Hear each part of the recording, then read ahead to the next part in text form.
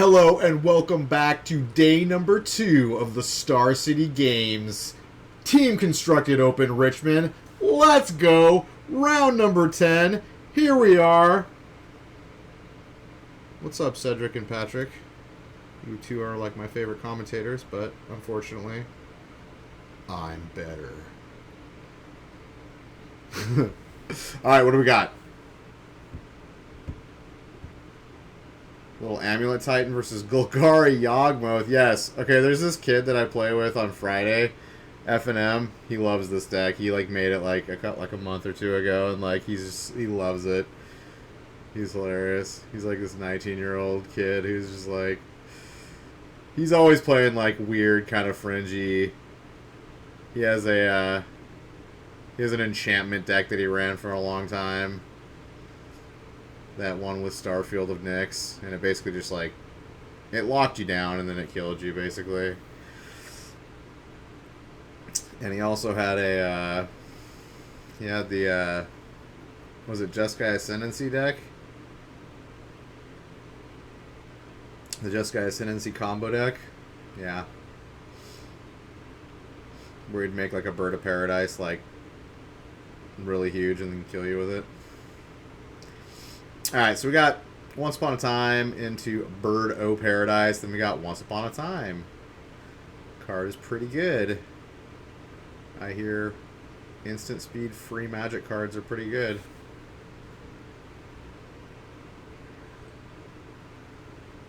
Well, that have good effects, I guess. I guess there's some bad free instant speed. Actually, I can't even think of one. None come to mind, actually. What's a free instant speed? I guess Simian Spirit Guide. I mean, that's good, though, in the right decks. What else? There's not a whole lot of instant speed free magic cards. To be honest, I'm like having a real hard time trying to think of any.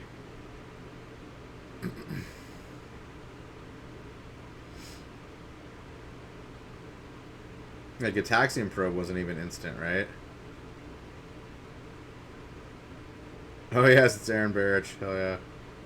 Aaron Barrich not playing Infect. Off the Infect on the Yawgmoth. Alright, Geralf's Messenger. Got the Undying. And the opponent loses 2 ETB.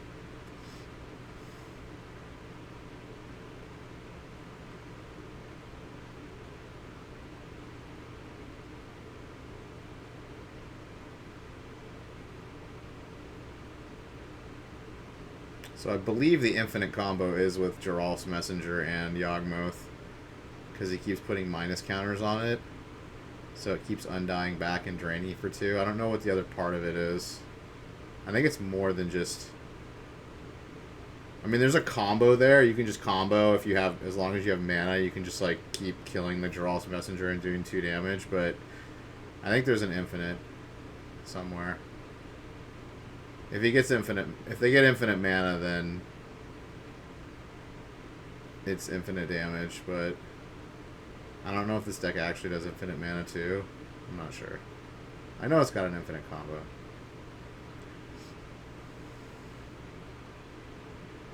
Okay, we have Yawgmoth.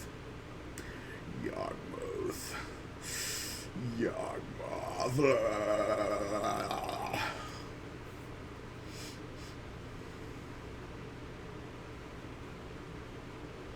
We have the Dirty Dryad. And that's Castle Garenbrig, so that is a turn 4 Titan. Turn 4 Titan!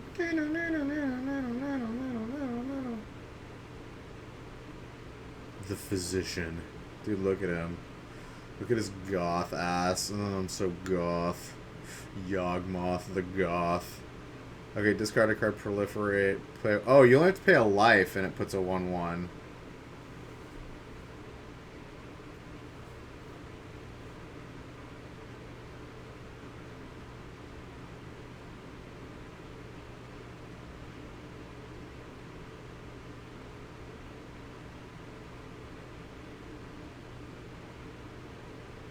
So basically you're paying 2 life to deal 2 damage to them.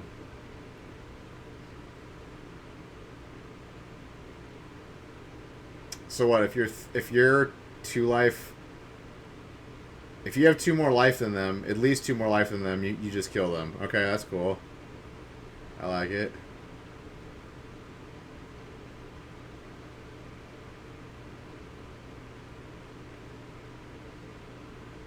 Right, so that he's dead here, right?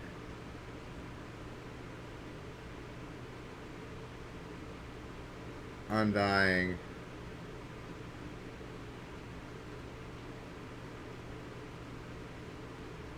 Okay, that must be the infinite right there.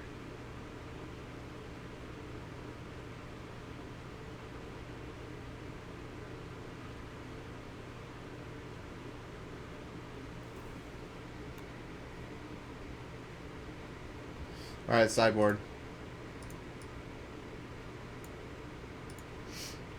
Alright, Yawgmoth is going to bring in 2 Thoughtseize. Sounds good. Assassin's Trophy is good. You can hit, you know, creatures, bounce lands, things of that nature. And Amulet. Damping Sphere also good. Abrupt Decay? I think Abrupt Decay is playable here. You can kill the Dryad and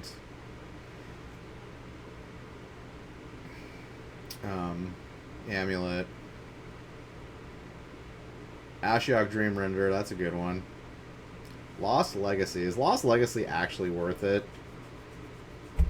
I mean, you can get the Actually, you can get the Titans with it, but you can't stop the zombies.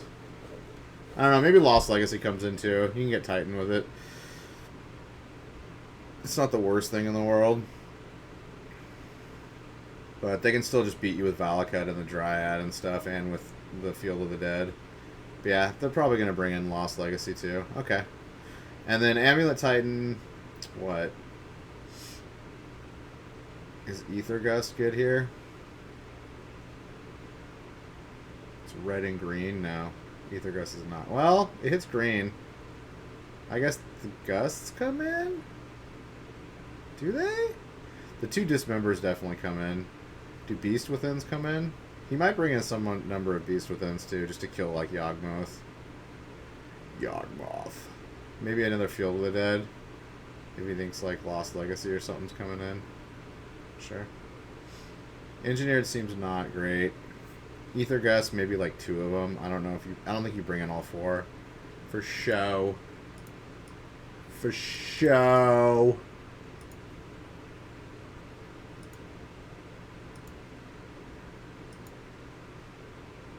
Oops. Alright. So, Amulet into Wolf.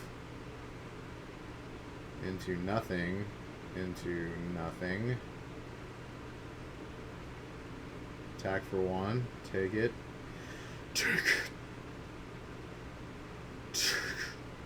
Okay, I want to look at Yawgmoth again.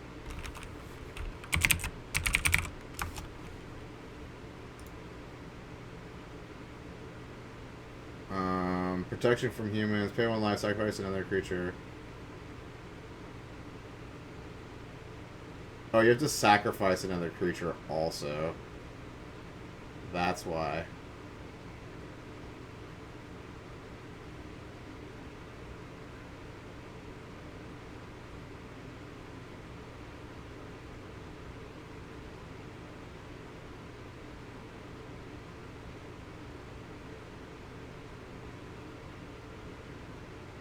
Okay, so you sacrifice... I get it. Okay, so you pay the life, sacrifice Geralf's Messenger, put the -1/-1 on the wolf, and then you just, like, rinse, repeat, and you just, like, alternate it? Okay, that's how it works. Dude, Yawgmoth is $22. What the fuck? Dang, son.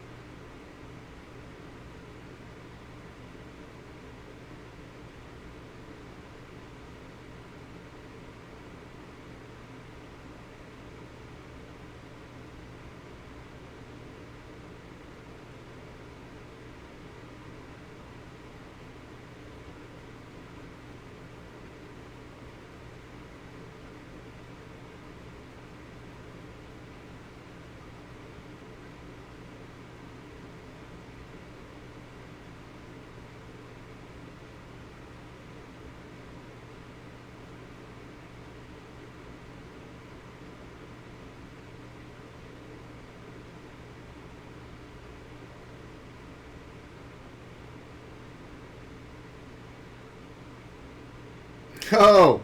The turn 4 victory both games. Get fucking wrecked, son. Get wrecked. Yawgmoth's coming to play for keeps.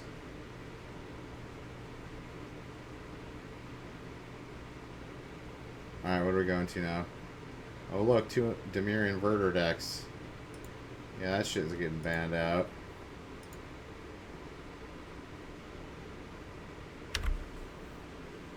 Yeah, I guarantee Jace is gonna get banned. Jace.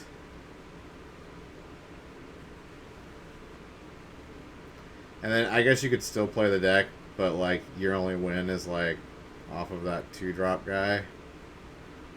Which is a lot harder to win off that guy because you have to like cast him. And there has to be like less cards left in your deck equal to your devotion to blue.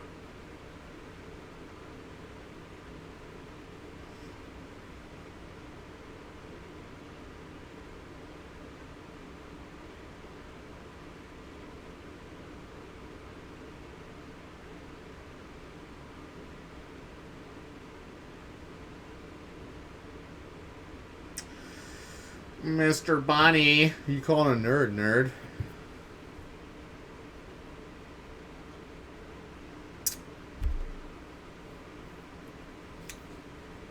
Dude, you just missed the lightning fast double Yawgmoth win.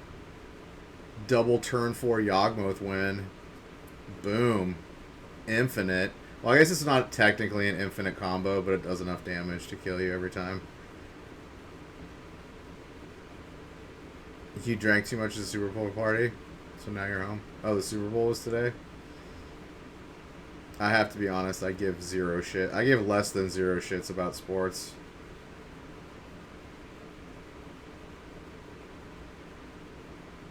Oh, look at him. He's got the Japanese Nihonjin Jesu.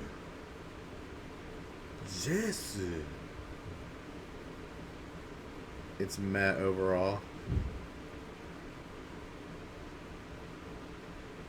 Just watched halftime and now bed. Wait, you're going to bed?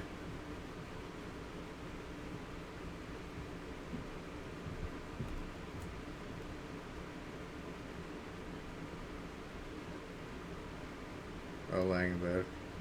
Because you're all wasted. You're all way-stored.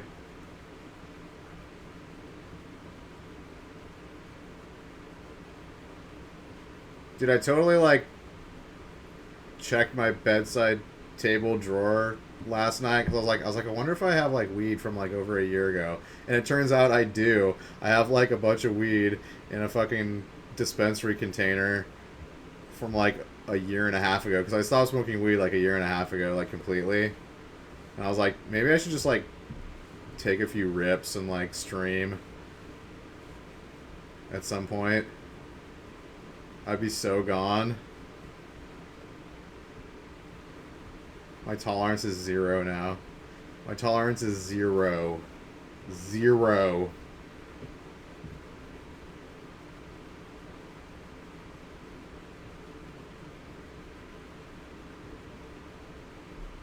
And like, God, strains of marijuana now are so fucking strong. Like, it's insane. Like, you go to like any dispensary. Dude, that's funny. I never drink either, but my tolerance is so high for alcohol, I don't fucking get it. I honestly don't get it. I can drink like 4 hard liquor drinks and be fine. Like, completely, like, fine. Like, not even buzzed. I have to drink literally like 5 drinks to get like buzzed. It's fucking crazy. And I never drink. I drink like a couple times a year.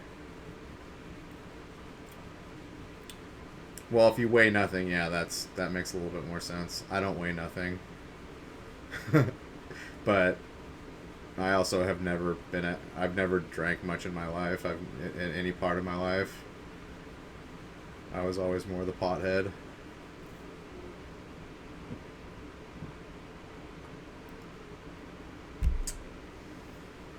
$150. $150.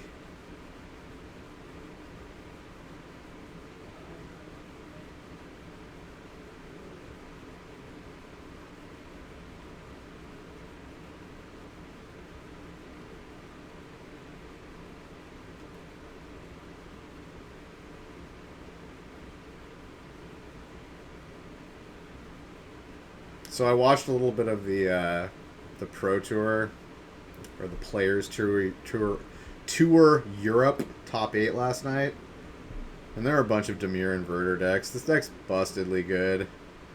I guarantee they're gonna ban Jace. Guarantee. Gotta take some power out of this deck.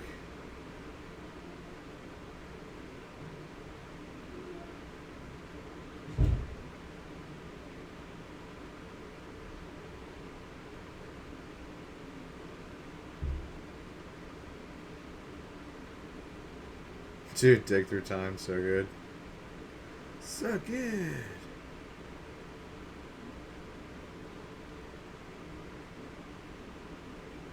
Like, the synergy in this deck is really good. Because you got, like, these delve cards that, like, clear your graveyard out so that when you play Inverter of Truth, you have, like, no cards in your graveyard, or hardly any. Yeah, this deck is very strong.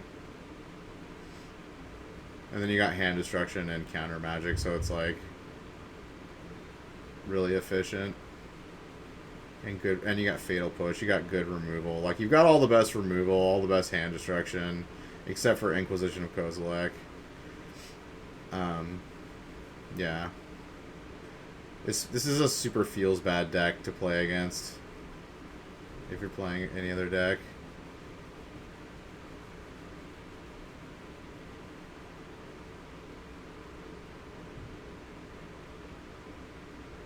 Oh shit, that's a new one. That's that counterspell that can, like, either counterspell or anticipate, I believe. The 3-cost one that's either... I think it's either a mana leak or an anticipate. No, that was censor. Yeah, he censored his counterspell. No, the one that the guy on the right played was the 3-cost mana leak or anticipate that came out in... I forgot the name of it. It's pretty good. I mean, like, it's all, you know. Yeah, there's, like, some glare. They have got some glare going on. You know, honestly, like, I don't understand why the people that put the tournaments on Twitch, like SCG and, like, Channel Fireball, don't have better cameras. I mean, just, like, drop the, like, $5,000 and buy a good camera. Like, buy a $5,000 camera. You'll be able to see... You could read every single card with a good camera.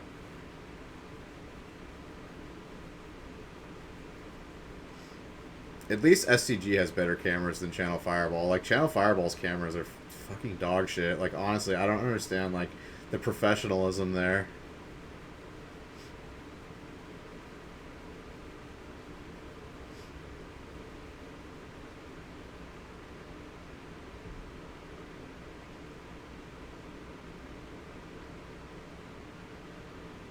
Yeah, the lighting, too.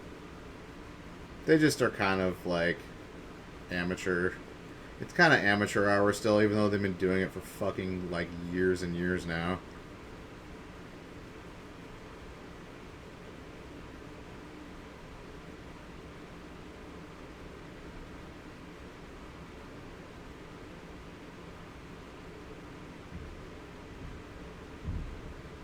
And what's with Channel Fireball doing, like, the... They do, like, the top to bottom for Grand Prix now. It's, like, top to bottom. Like, that's so the wrong way to do it. So one person's upside down. No, you have to do it side to side. That's, like, you have to do it side to side. Like, otherwise it looks terrible.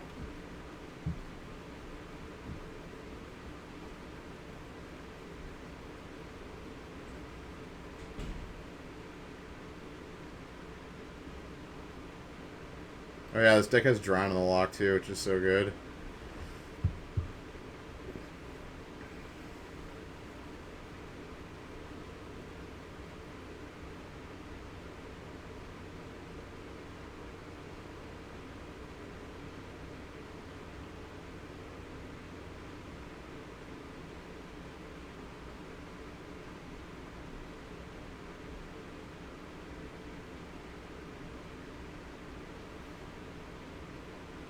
This guy's name is Baker Neenan. Neenan. That's a weird last name.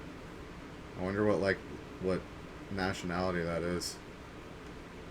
Neenan. It sounds like Irish or something. Celtic. Meenan. I don't know.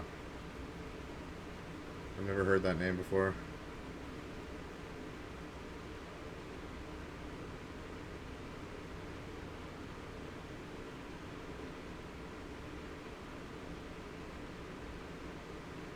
They only run like one way to kill Jace. Yeah. I don't think they really care about opposing planeswalkers. I guess they're just hoping to like thought seize it out of their hand. Or counter it. They just play like one or two heroes downfall.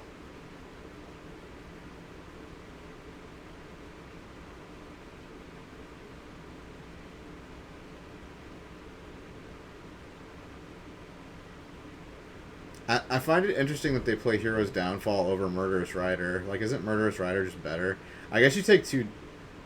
Wait, both of them cause 2 damage to you, right? Or no, Hero's Downfall doesn't cause you any damage, right? I guess that's why they're not playing Murderous Rider.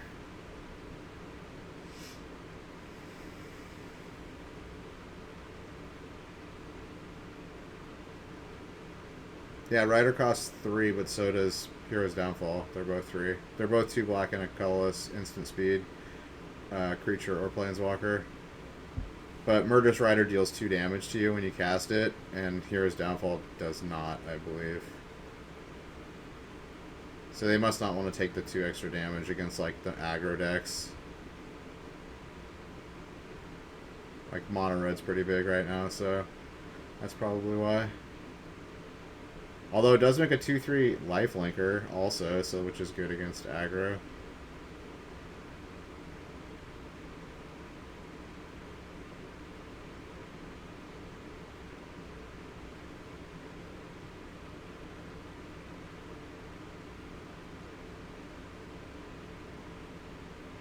Well, I know, but it's a 2/3 lifelink, so you can like stay alive against like aggro decks while you're doing your combo. And it's like built into the spell, so it's an adventure spell, so it's not like you're adding a card to your deck, a creature card to your deck, you know.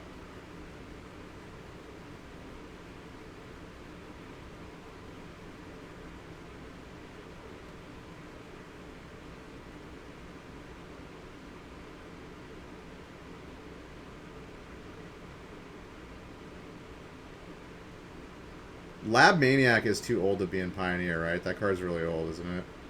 It's like barely playable in Modern.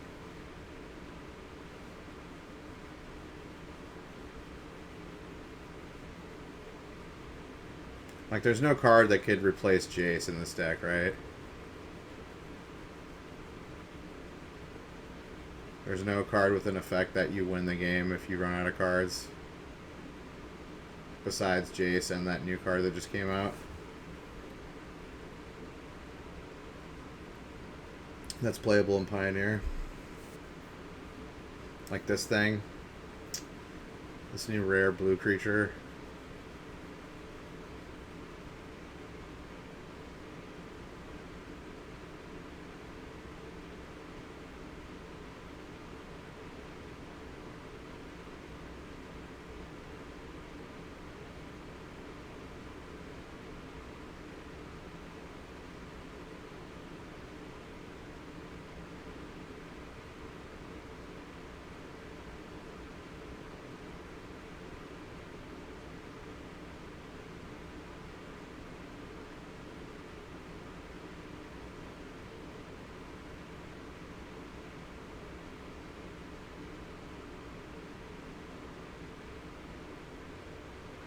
Boom, got him. Clean. The clean 2-0s. Clean.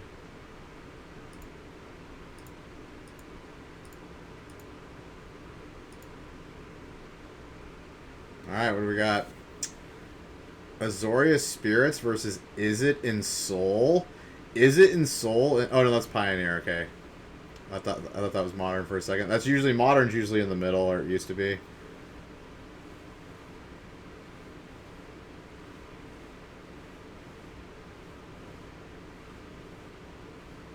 You don't like Aaron? Lots of vids of cheating on the Aaron Barrich? There's videos of them cheating? Really? I didn't know that. I did not know that.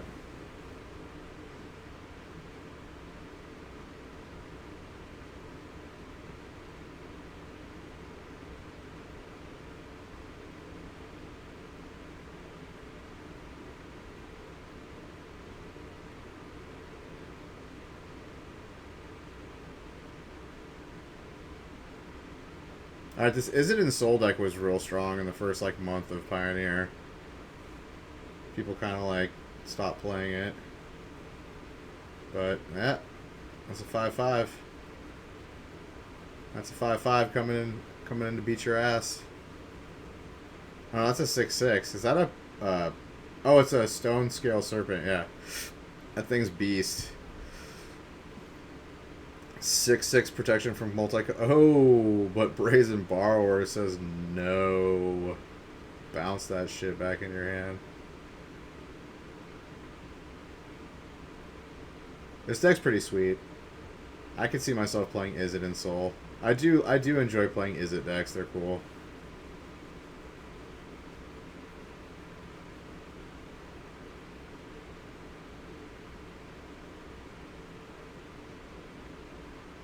You'd want to play Emrakul.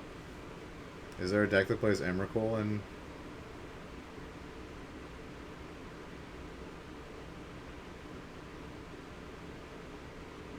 Oh yeah, the Delirium deck from Standard. Yeah, that deck was tight.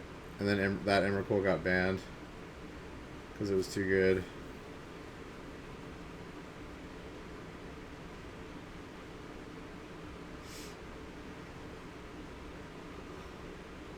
Yeah, Azorius Spirit seems really good in Pioneer. I think it's good. I mean, you don't get... What don't you get from Modern? You don't get Drog Skull Captain, which is really strong. You don't get...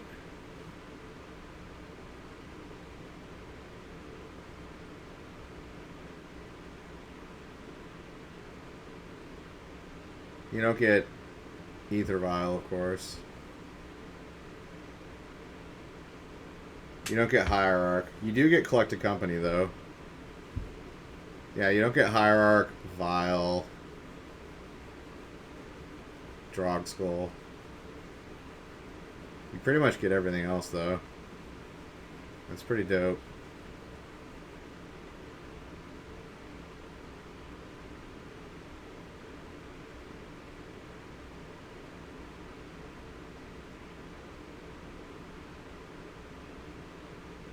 Because they lose 2 of their 1-drops, though, they have to play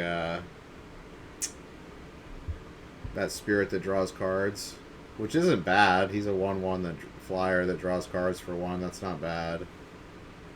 I mean, he's not as good as, like, Ether Vial or Hierarch, but...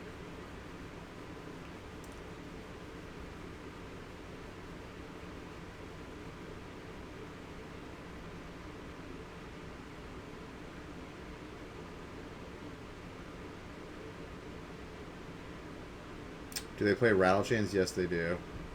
I think they also play the 3-drop one that taps a creature when a spirit comes into play. I can't remember the name of that one. I think they play a couple of that. And then they play like 2 Brazen Borrowers too, which aren't spirits, but they're really good. Because they play the blue-white Eagle that gives all flyers +1/+1, not just all spirits. So, like, Borrower benefits from that and stuff, so...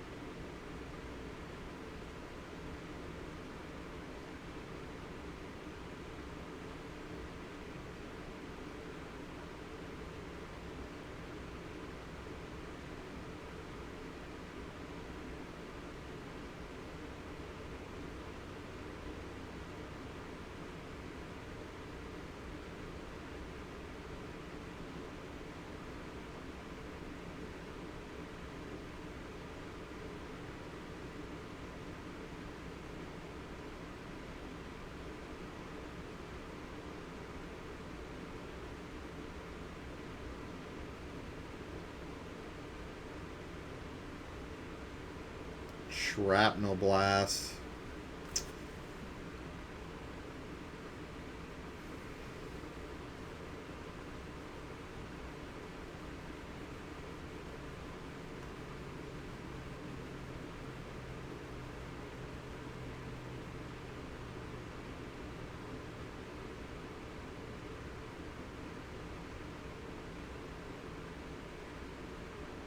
Now, what's that card that he just played? That blue card that costs 3. I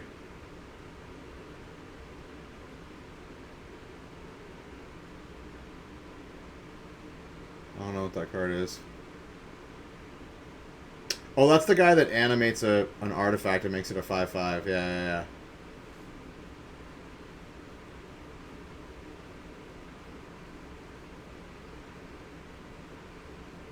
So I think he made the 2/2 7/7. Good shit.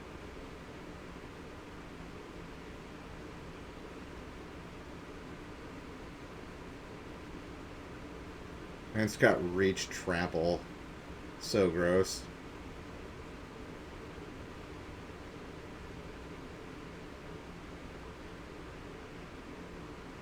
Dude, Stone Coil Serpent is badass. It's a pretty well designed card. I like it. It's actually an X-Cost card, creature that's good. Like, almost none of the X-Cost creatures they make are good. But yeah, Trample, Reach, Protection from Multicolored is pretty solid for it being an artifact too. You can just use any color mana.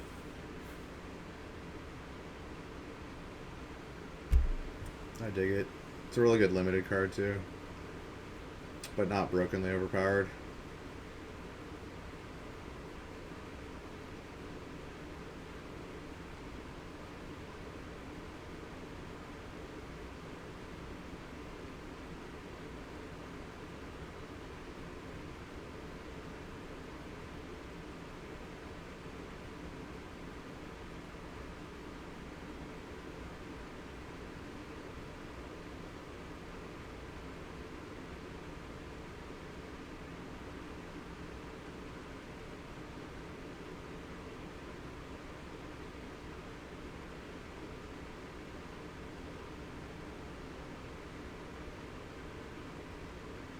Shrapnel Blast in response. Get wrecked.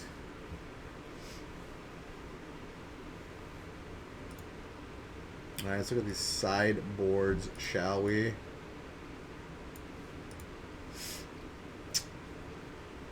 Mystical Disputes. Are those coming in? I think they are. Seems good. Dovin's Veto. Is that good?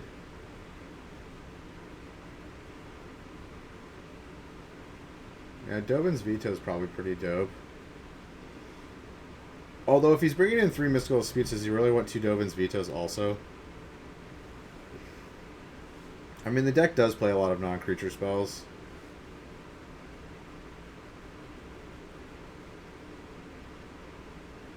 Maybe bring in like 1 Dovin's Veto. I don't know if I'd bring in both. Settle the Wreckage might be okay. Declaration in Stone. That's the one that exiles target creature and all creatures with the same name, I believe, and then you create a clue, or it exiles, and then you create a clue for each one. That actually might be good too. Getting rid of those gigantic creatures.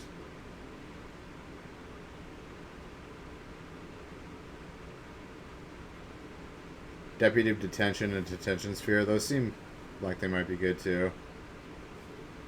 Because they can make indestructible, so yeah, those probably come in too. Probably bring in 3 Mystical Disputes, 2 Declaration, Deputy, Detention Sphere. I don't know if Settle the Wreckage is necessarily good in this matchup, because you need 4 mana for it, and he puts out the fast creatures. I think you want the cheaper removal. And Soul's going to bring in, what, 3 Mystical Disputes. Brazen Borrower seems good here, too. Bone Crusher Giant. 2 damage is not that good. Probably going to bring in 2 Wild Slash.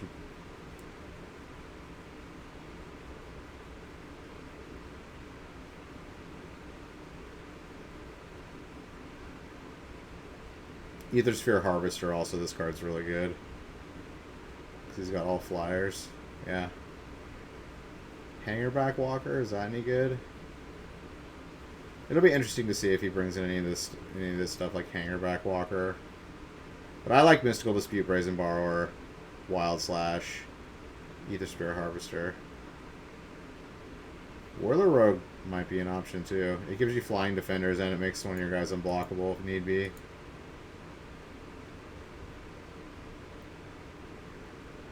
It kind of lends itself to like mid and late game where you can still win against a souped up spirit board.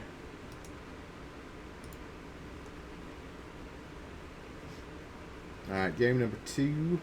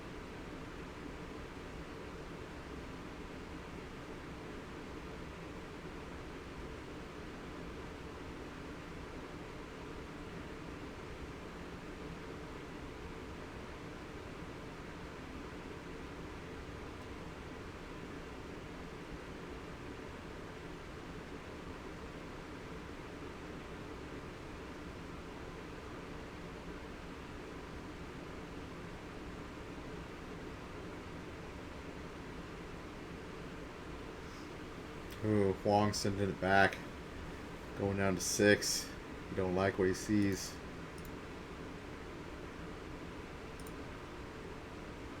Alright, looks like he's sticking with 6.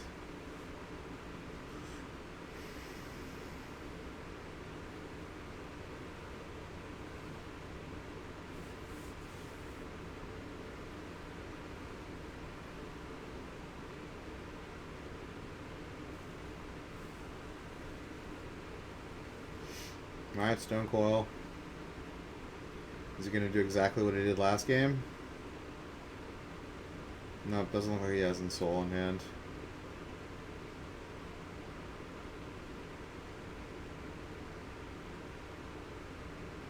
Oh no, he does have Ensoul.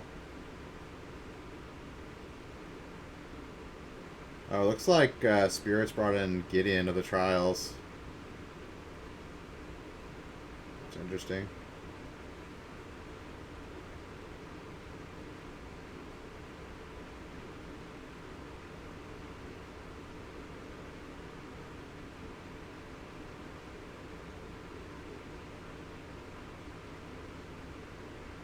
A Wild Slash, the Rattle Chains.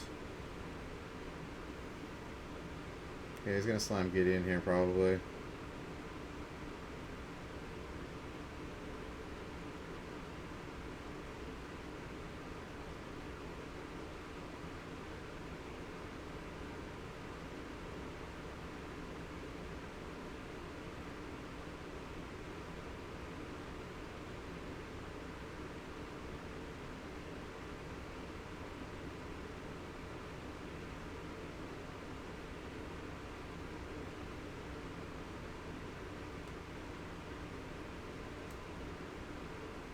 Alright, choosing to play more control-like.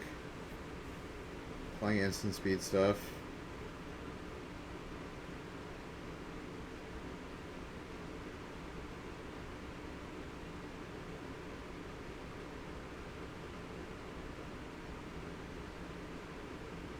It's like Metallic Rebuke. I think he's got 2 more Metallic Rebukes in his hand. Unfortunately, if he plays Gideon here, he's going to get an Ensouled Storm Coil killing it. Yeah. This thing's gonna die quickly. Oh no, he's gonna make it do no damage. That's a good call. Oh yeah, he has. I forgot about his zero ability. Or his +1. It blanks it. It makes it so a card can't do damage. Can't give or receive damage. Okay, that's good. I totally forgot about his +1. Yeah, his +1's actually really good in this matchup because the Insole deck makes like huge creatures. And not very many of them.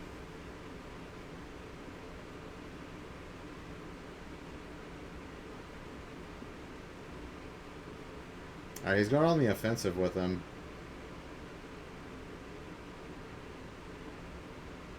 I guess it's because there's 2 artifacts now, so he can Insole the other one. Yeah, I think he realizes that he's got the Insole in hand. He can play it on the Ghost Blade if he wants to.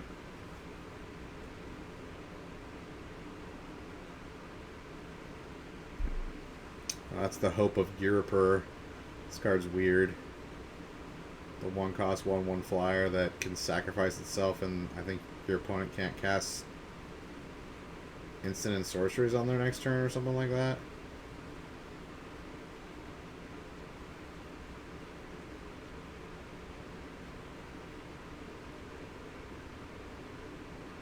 Until your next turn, target player who has dealt combat damage can't cast non-creature spells. Yeah.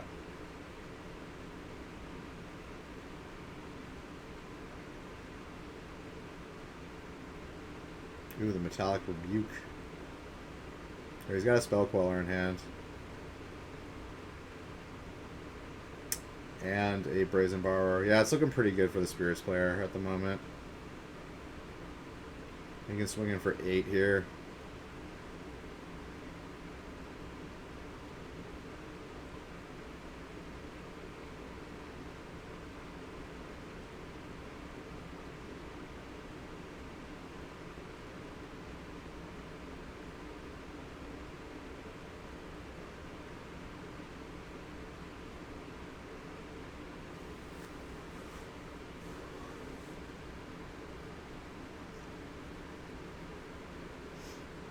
I think he's swinging with everything.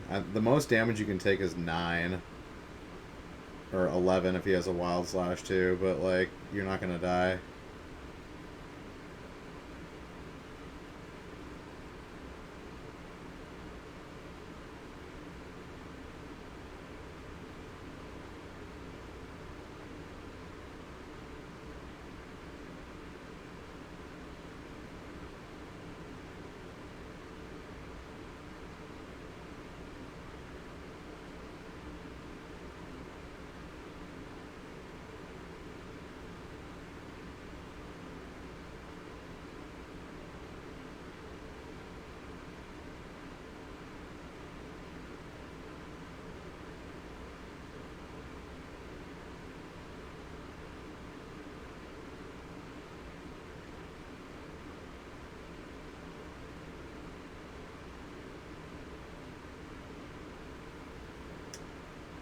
Alright, the 3rd Metallic Rebuke has been played.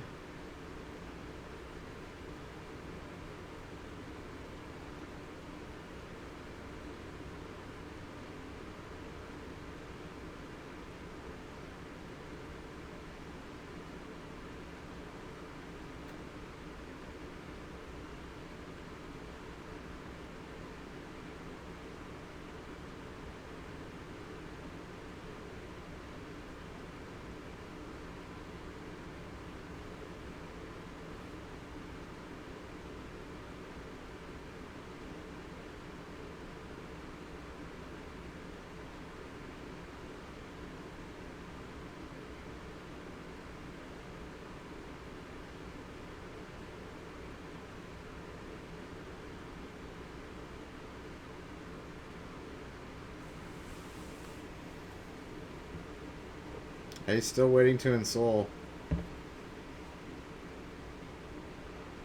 Oh, did he just draw Mystical Dispute? That was a good draw. That was a really good draw.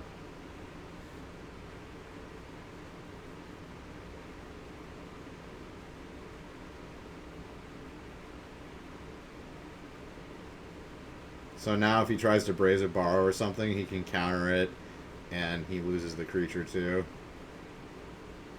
That was probably the best draw he could have gotten in this situation.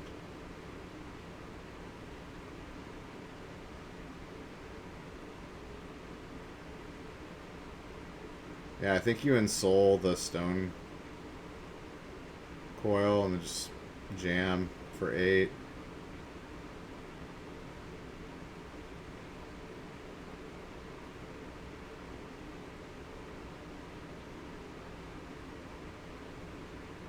Or I guess you could do the Hope of Gearbert, or it doesn't matter. Well, it does matter. It's stop putting all your eggs in one basket. Oh, Spell Coiler countered. Mystical Dispute. Yeah, that's super unlucky for the Spirits player. Like,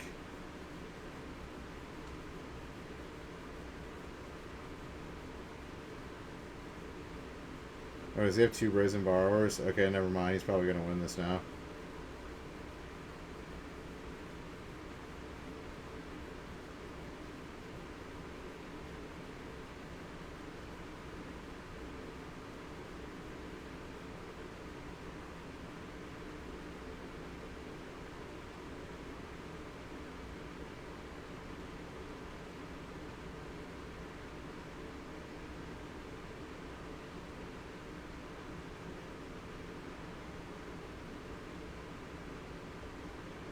I like bouncing the Stone Coil here and swinging him for 1. That makes it so he can't use his 2 shock lands, or his 2 pain lands. Yeah, I think you definitely Brazen Borrow the Stone Coil here and swing in for 1. Putting him at 1, like, limits his options, like, incredibly. And then he can just Brazen Borrow or whatever blocker next turn and just swing in for the win. So I think he needs to be aggressive here. I don't think he sits back. That's the wrong choice.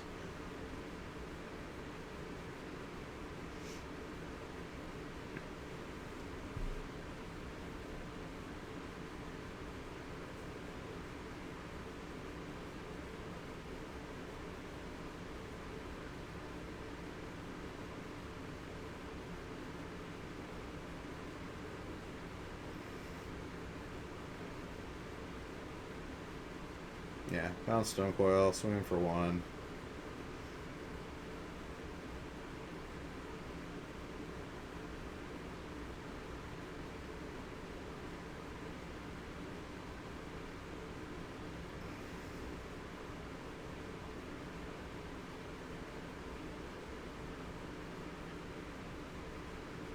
Yeah, he's dead.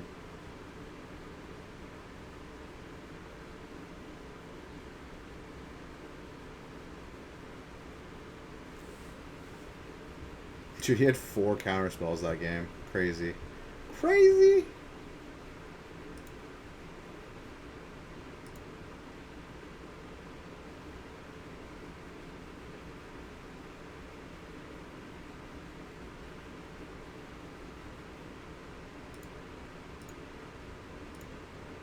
Alright, game 3.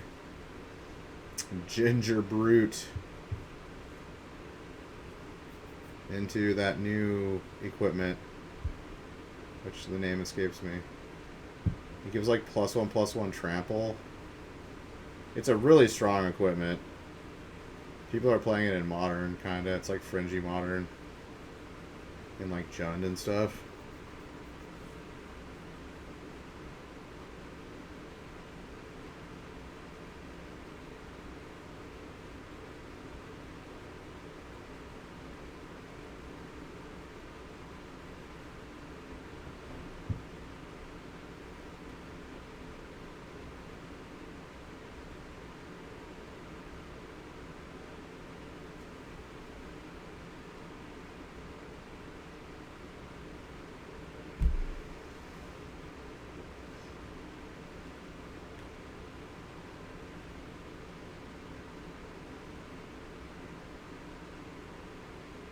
It was stuck on 2 lands. Not looking good for Spirits.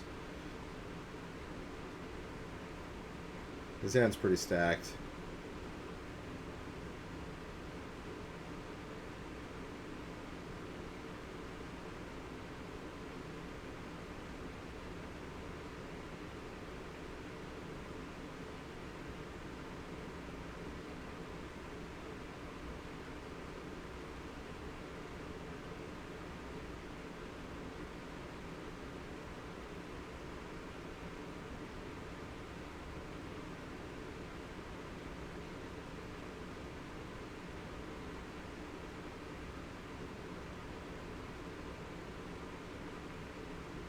Alright, he drew a land. That's good. Plains.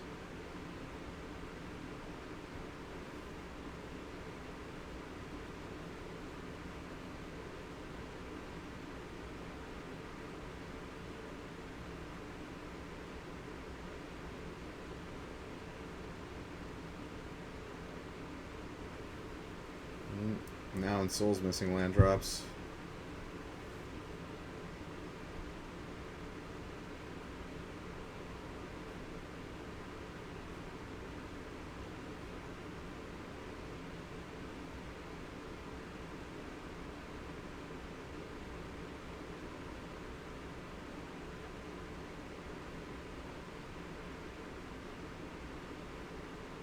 Alright, he's just trading off with him.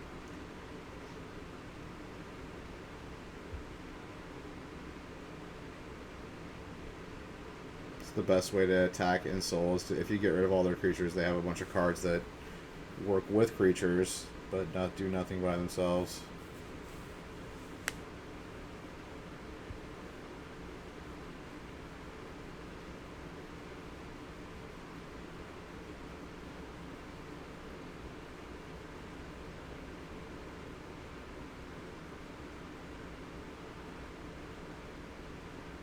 He's going to dispute that for sure, yeah.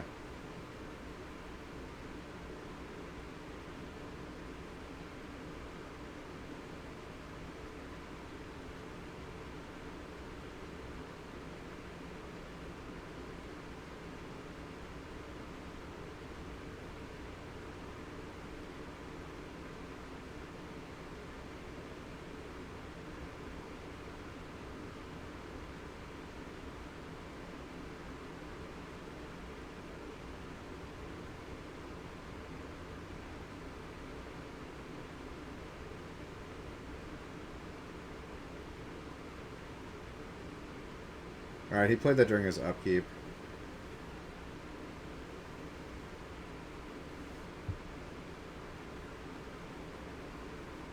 Nebelgast Herald, yeah, that's the card I was thinking of.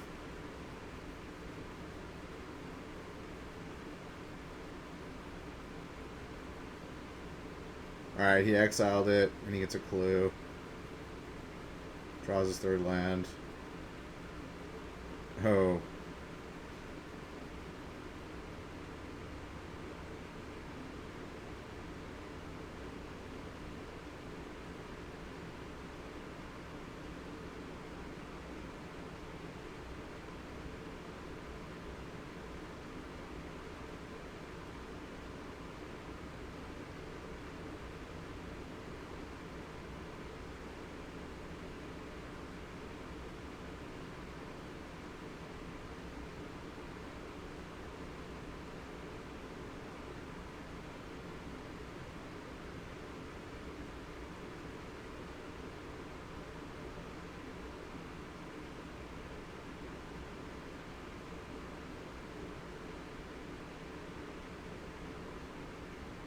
I think Spirits might be done for.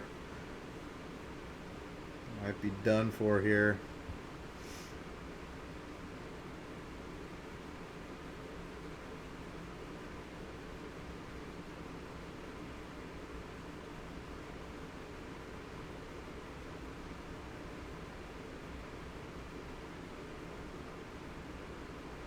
Shrapnel Blast. Yeah, he just stumbled on mana and just had too many expensive cards in his hand. Couldn't really do much. And then in Soul had two counter magic, 2 Mystic Disputes. He got really lucky game 2 and 3. I mean, he almost won game 2 when he was like way far behind because he had so much counter magic. Mystical Dispute is bustedly good. Like, it's so fucking good. 1 blue mana. It's like a fucking Dispel for any blue card. I mean, you can pay 3 mana, but who has 3 mana when you're playing 1 cost counter spells? Like, no one. Card's really good. Alright, round number 12. Oh, this is the first time we've seen Noah Walker's team. Of course, more Dimir Inverter. Alright, I guess we get to watch Heliod Company versus Amulet Titan.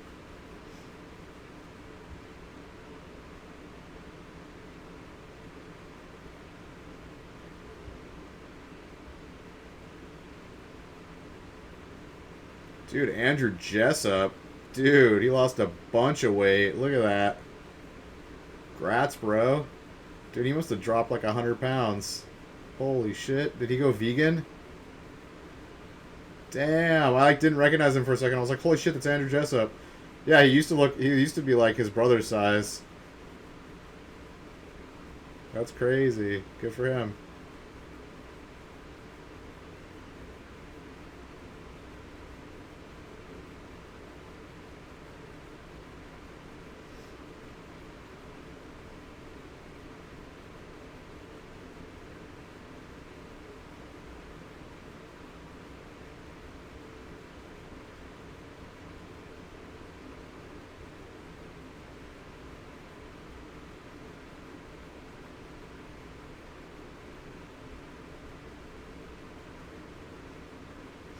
Alright, turn one amulet.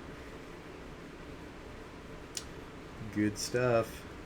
This deck is just bustedly good now. I really think they're going to ban Titan. I think Primeval's days are numbered.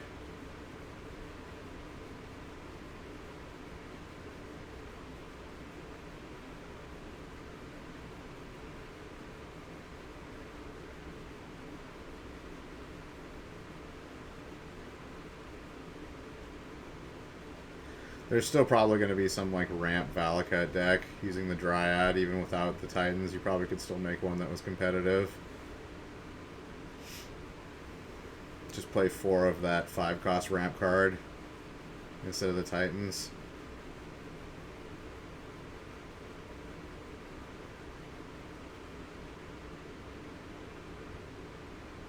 And Scape Shift. 4 Scape Shift.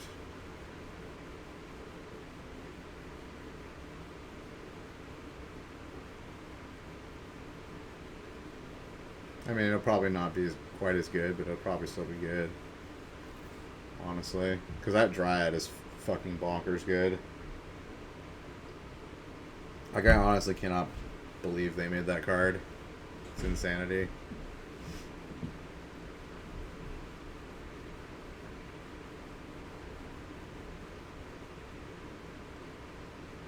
Alright, he's got double amulet. That means Titan next turn. He's got a bounce land.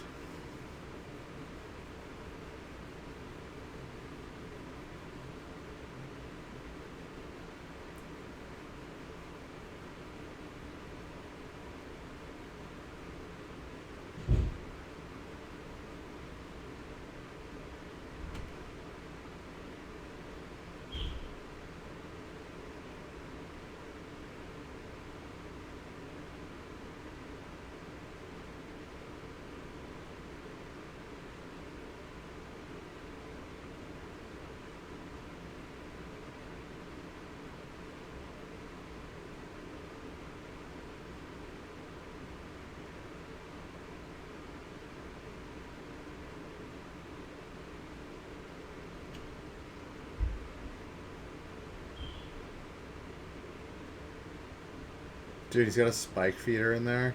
It's sick, bro. Sick. Alright, he found Vizier of Remedies. He's got infinite mana. Does he have the combo? Oh, he does. So gross. GG.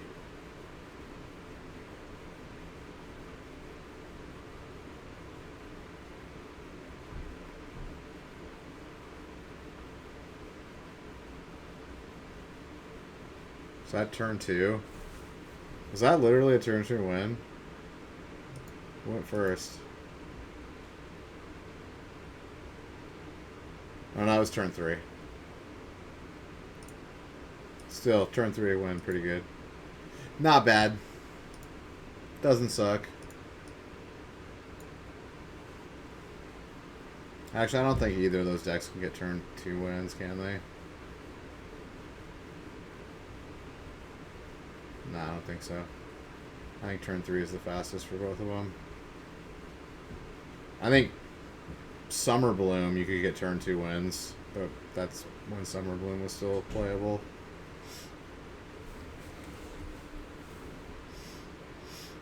Alright, what do we got?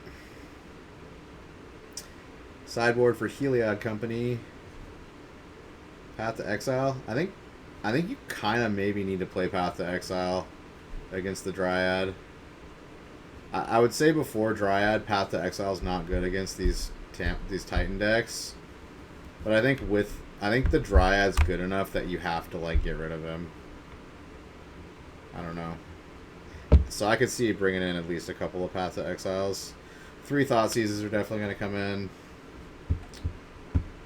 Veil of Summer. Is Veil of Summer any good? I mean, he might be able to Veil of Summer in response to, like, Ether Gusts being brought in against him, but... I guess it protects his creature. Oh, no, it gives you... No, it gives you and your creatures hexproof versus those colors, right? Yeah, it does. Versus, blue and black. So yeah, it'll work against Dismember.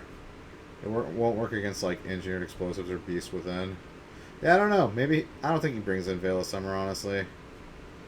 Mirren Crusader, that's interesting. I don't think that comes in either, but Assassin's Trophy comes in.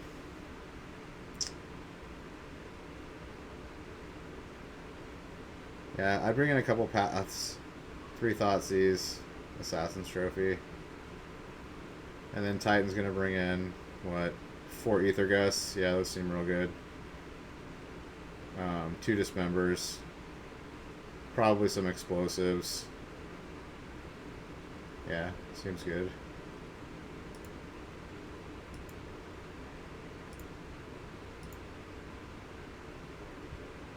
Cabal Stronghold.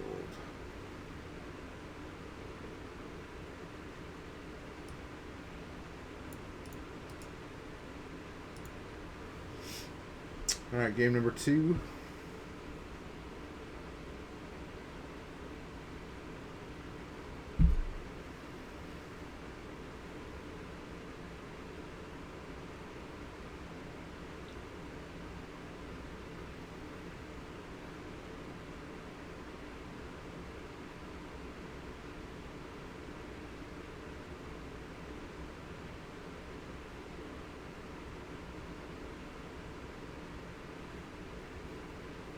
It's like Titan doesn't like his 7. Alright, here we go. Turn 1 Amulet, turn 1 Hierarch. Both the strongest starts. Oh, he must only have 1 bounce land in his hand. Bummer. Or did he just keep a 1 land hand? Oh, did he just draw that?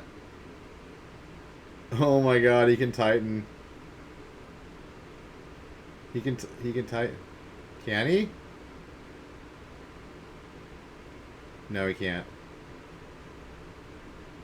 Yes, he can. He's got 1 floating.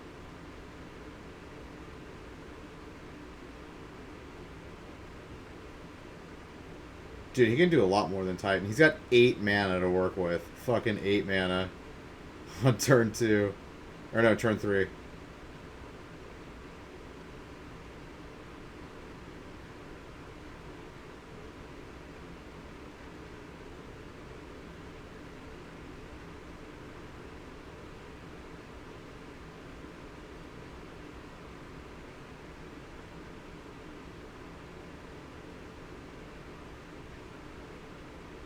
Okay, he's got Titan. He's got 1 more land drop, too.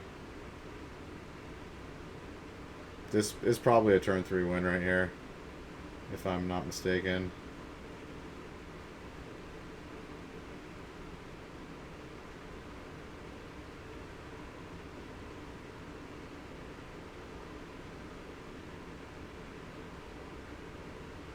Or he had 2 Beast Withins. Was he just showing the Beast Withins because he was just going to Beast Within both his creatures? Or both his lands? I don't know. I guess he accepted that as he can't win.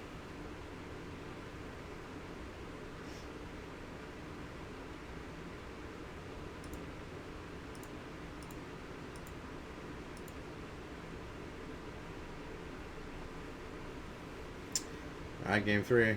Wow, he's had turn 1 Amulet on all 3 games. Not bad. Alright, turn 2 Thoughtseize. What is he going to take? Beast Within, Explosive, Dismember, Primeval.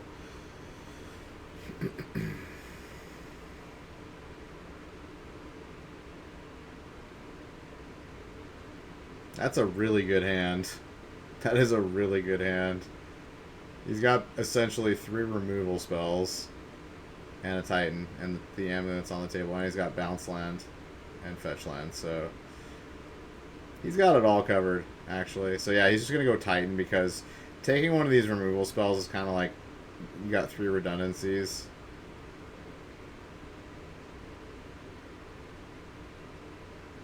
I mean, it's going to suck for him to have to play through all that removal, but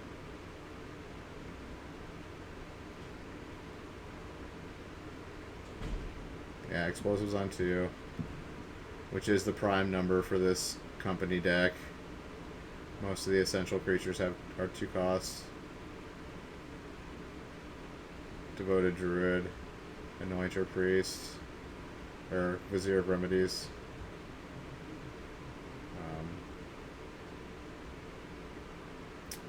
The human that lets you get every creature out of your deck, he costs 2.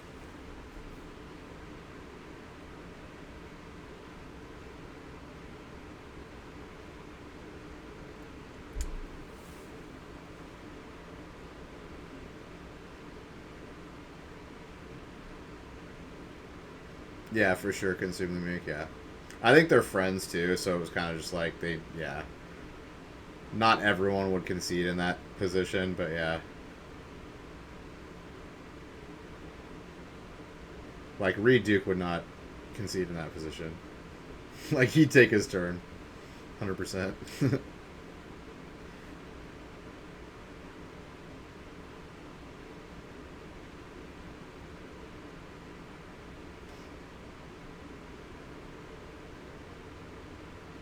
Alright, so he's just going to kill the Druid. Which is probably why he ran the Druid out, just because he knew he was going to pop the explosives for it. Alright, he found Sakura Trap. Ooh, didn't get a 3rd land.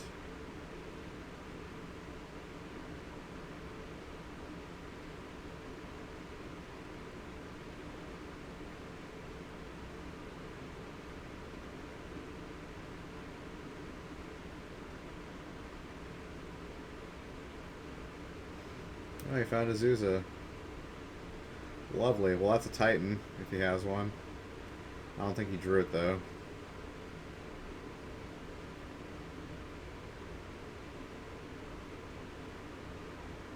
Oh, he's beasting within one of his lands. Gross.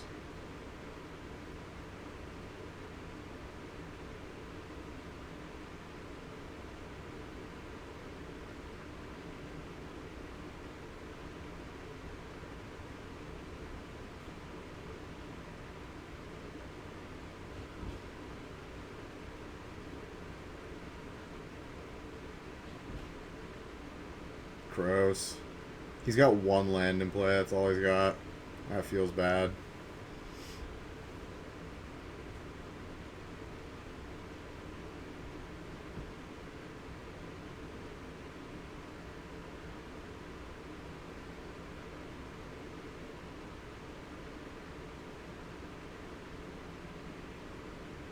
Yeah, he can get he can bounce Teleria West, go get a Titan. Yeah, that's over.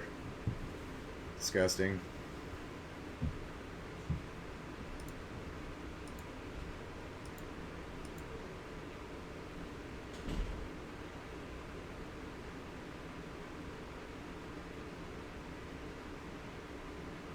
Ooh, Pack Rat. Is that Pack Rat in play? Or is it exiled? Looks to be exiled.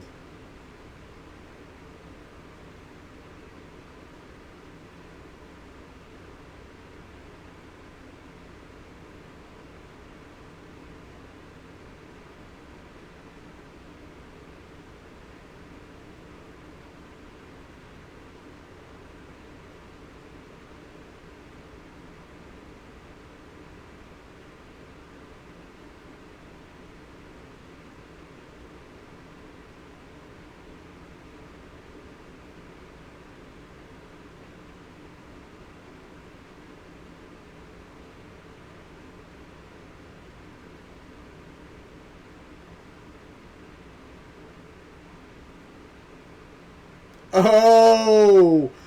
But Jessup had it! Oh! That last blue mana. Dispute the dispute, bitch. Oh, shit. God, Mystical Dispute is so good. Fucking A. Card is bananas. GG. Dude, hand weird battle mitts. The fuck? It's so funny that they're playing that card.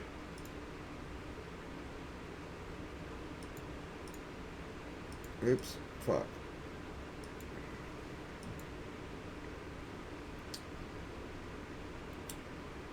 Oh, really? We get to watch Standard. Oh, there's a different Pioneer deck, Simic Ramp.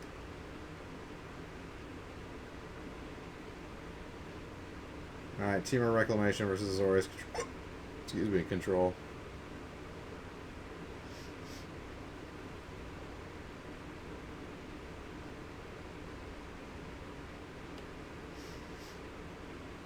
Ooh, that's an old school breeding pool. That thing's worth like $25, $30.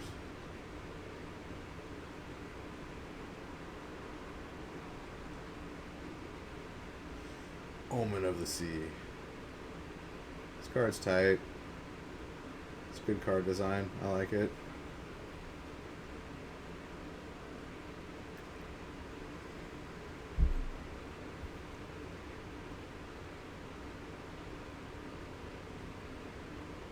Uro. It's Uro. This guy's kind of beast. He's kind of making his way into every single format. People are kind of playing around with it, seeing how good it is.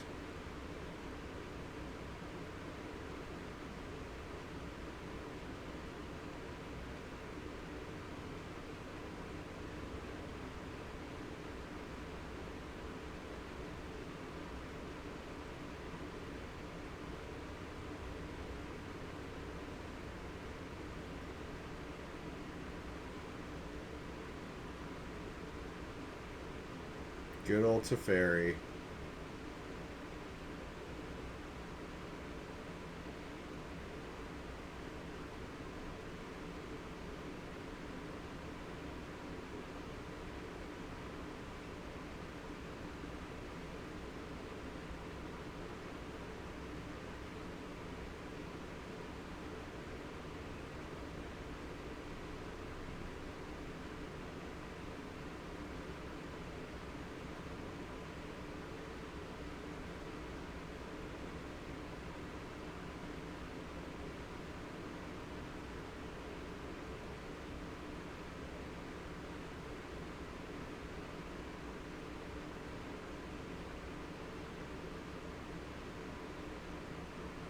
Thassa's Intervention. Look at the top X card of your library, put 2 of them in your hand, and the rest in the bottom of your library in a random order.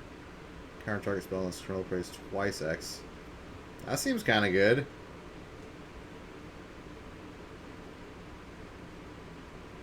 Not bad. It's like a semi-Brain Geyser plus Logic Knot.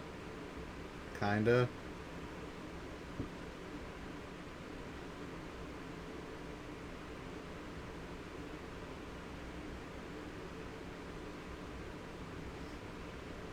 I like it.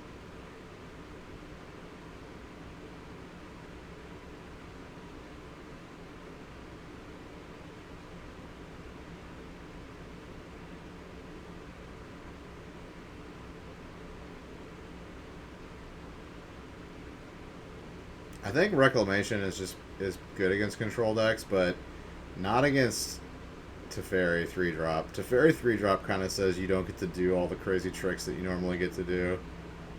Like during your end step and shit.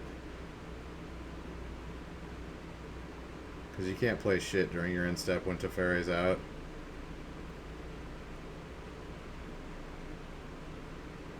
So he needs to get rid of Teferi if he wants to, like, jam with his decks. With what his deck does. His deck's kind of neutered right now.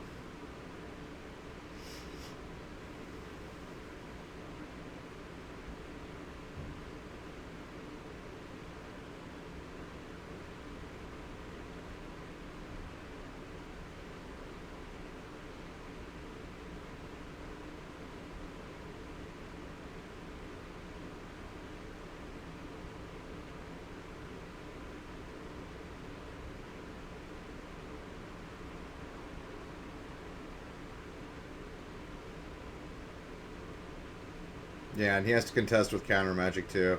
I think Azorius Control has this game pretty locked down, honestly. I don't know what he can do to get out of this situation. Because I don't think the deck plays a lot of counter magic. And even if it did, it couldn't play it against Teferi. Like, how does it deal with Teferi 3-drop? It seems really bad.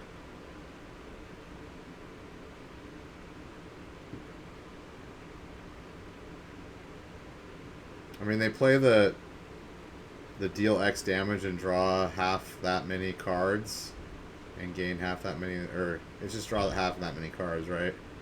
Or no, you draw X cards.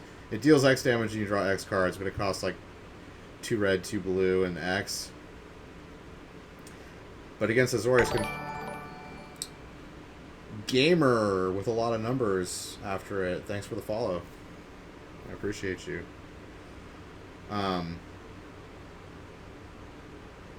Yeah, I don't think he's gonna be able to kill Teferi because Baumeister's never gonna let him kill it. Okay, he's gonna play the. Okay, that's interesting.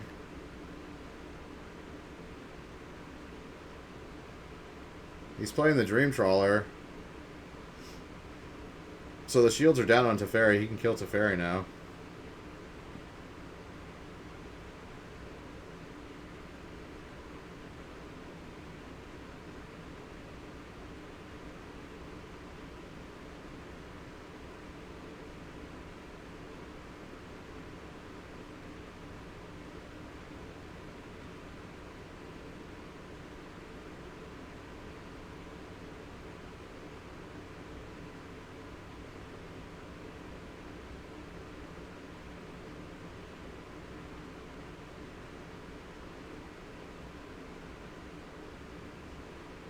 Alright, yeah, he had it. Explosion.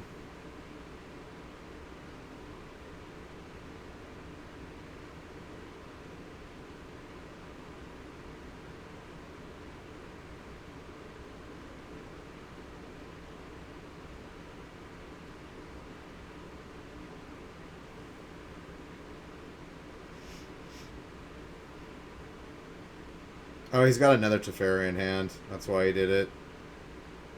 He's just going to replay Teferi.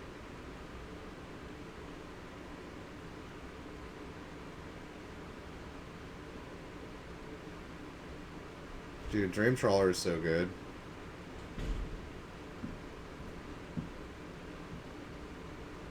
Oh, look, another Teferi.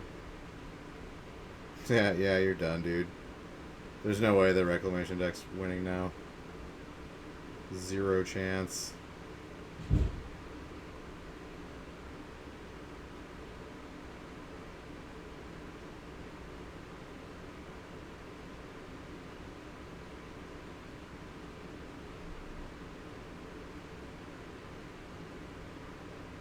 Oh, he's got Brazen Borrower, but yeah, that's going to get countered.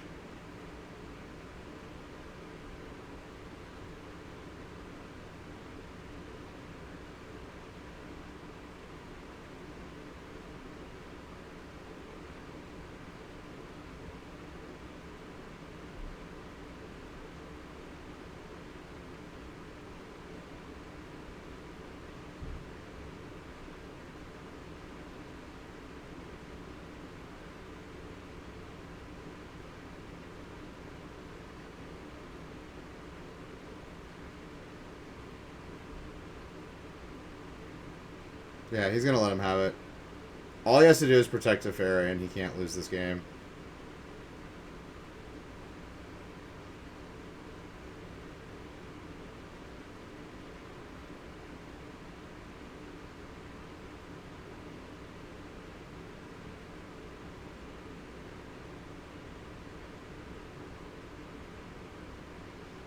I think I'd play Omen of the Sea right here if I were him. See if I can find the second borrower. If he's playing 2 Brazen Borrowers, I would try. Yeah, okay, he's gonna play Omen of the Sea. He's gonna try to 2-spell here if he can get a second spell to kill Teferi or deal with Teferi.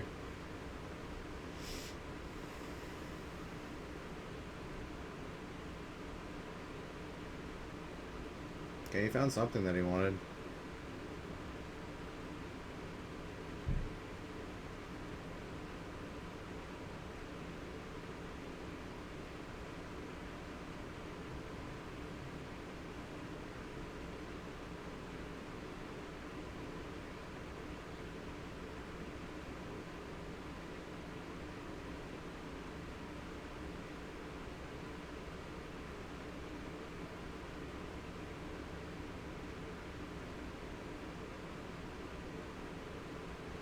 Yeah, Teferi can just bounce enchantments too.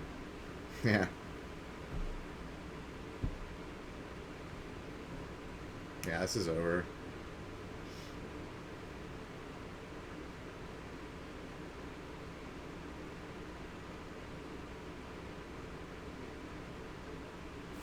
I'm just gonna fast forward this. There's like no way he can win. Like literally. It's just gonna be a long drawn out fucking game.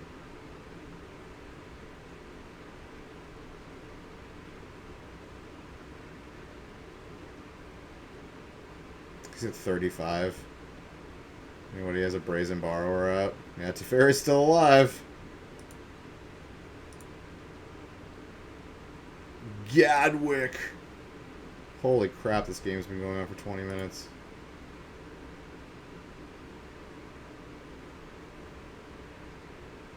Oh, he's been gaining life off of, Uro. Holy shit, is he actually gonna come back? Okay, this is crazy. This is totally crazy. I guess Uro totally just put in the fucking work this game. Gained him a bunch of life.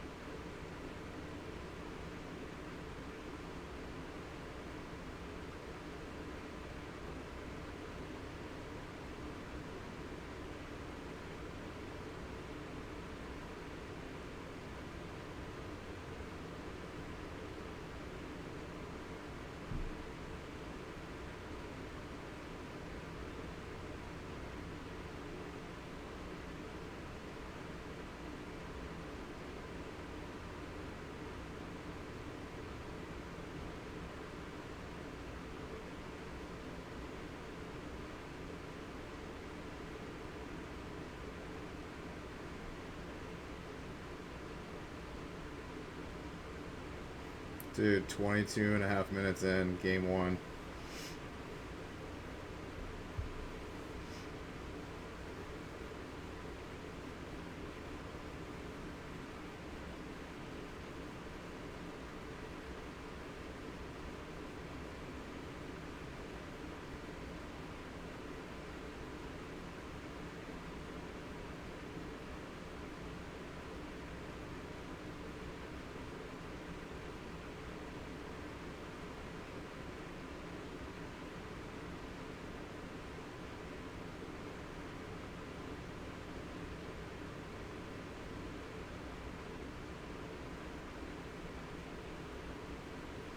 Or he's countering it.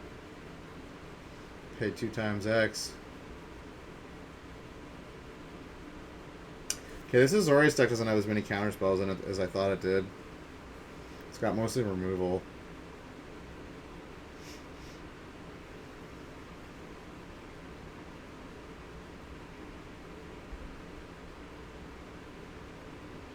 He's got like every land in his deck in play.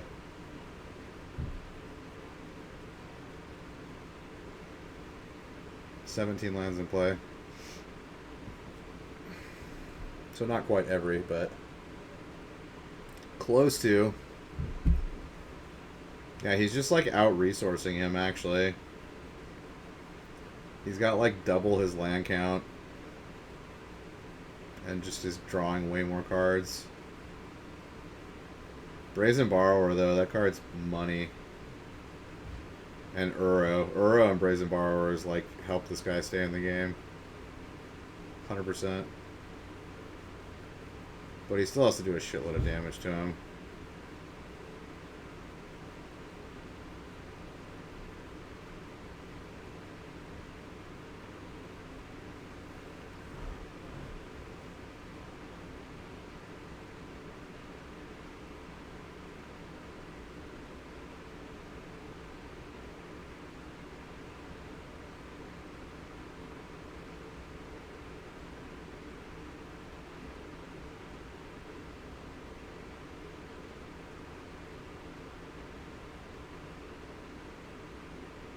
He's only netting 3 actual damage a turn because the trawler has lifelink.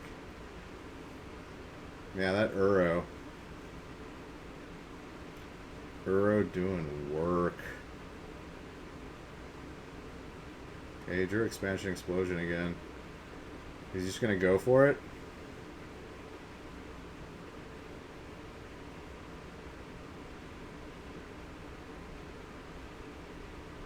Yeah, and he's like scrying too every turn too.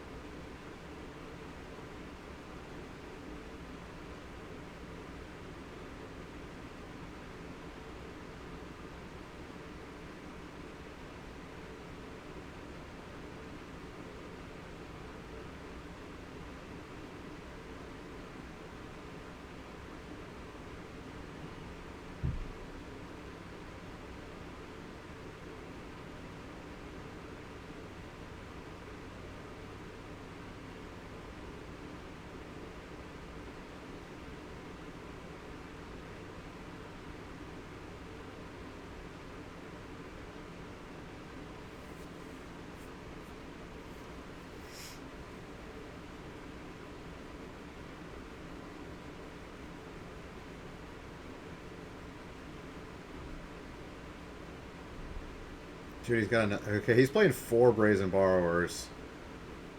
Yeah, this card's super powerful. I need to put one into my Breach Moon deck.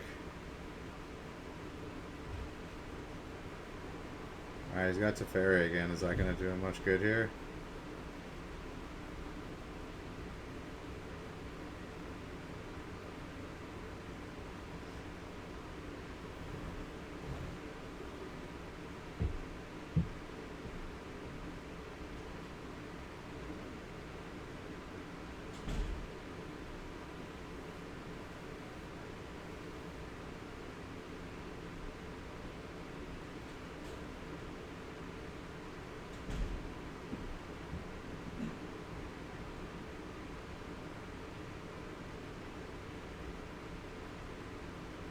Make him pay 10 mana. Alright, he's going to absorb the counter spell.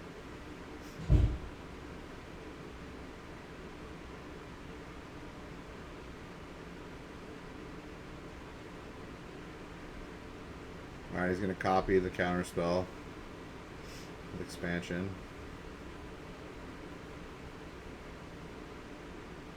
Or copy the absorb.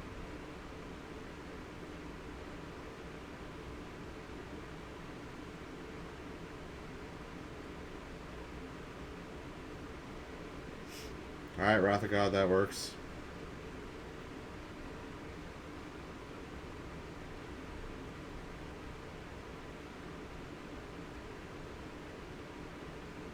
Is that actual Wrath of God?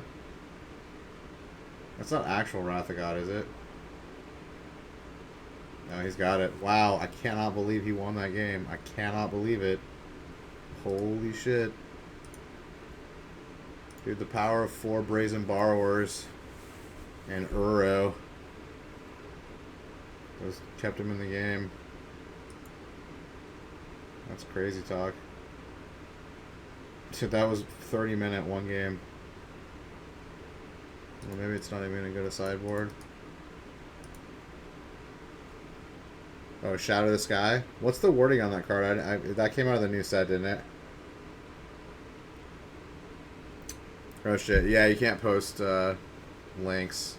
You can just type it in there though.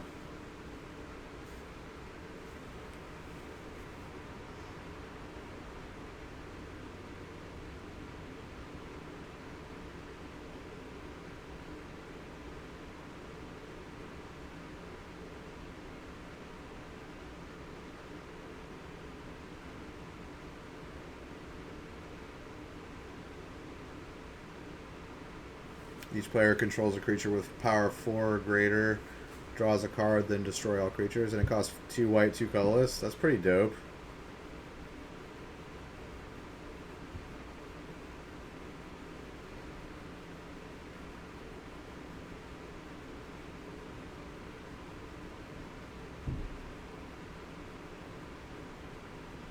I guess it's strictly worse than Wrath of God because you don't want your opponents drawing a card, but... Any Gideon, yeah. Hell yeah. Indestructible, baby.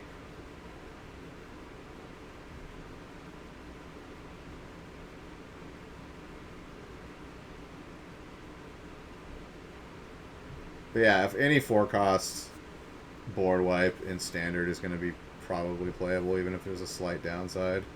That's not a very big downside.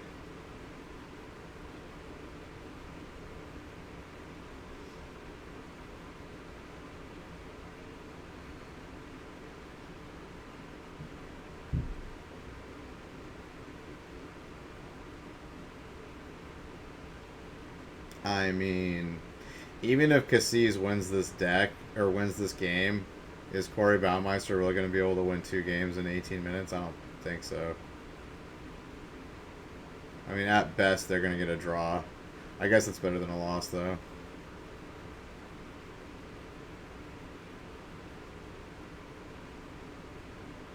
Doesn't look like Titan's going to win this. Yeah, he needs to draw a Titan, like, right now. Oh, he drew the Summoners back. Boom.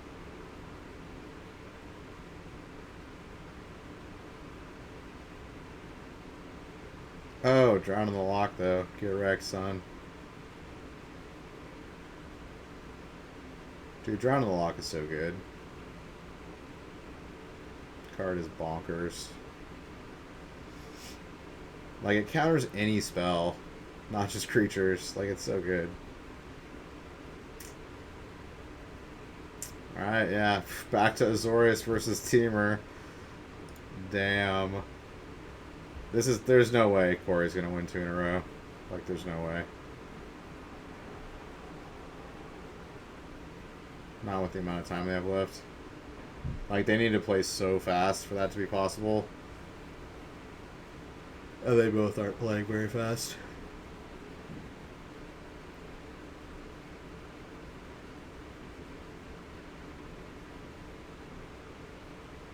There's Uro.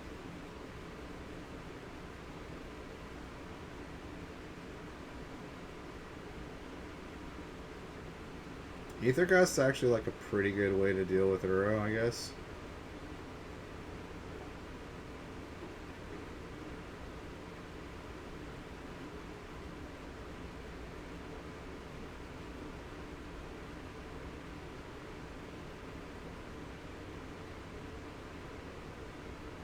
Okay, he's got 3 Dovin's Vetoes in his hand.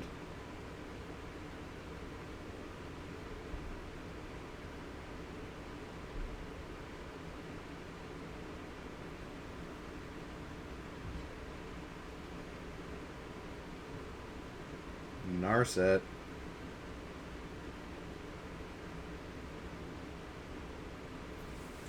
We have a judge call.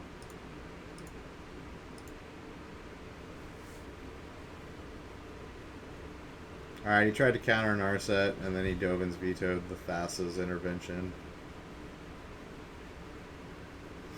Narset's so strong. Like, Narset against any deck like Team of Reclamation or Control, like, it's just, the power of not letting you draw more than 1 card a turn is just so, so strong. And then it's an automatic 2 for 1. You get 2 cards out of it, playing 1.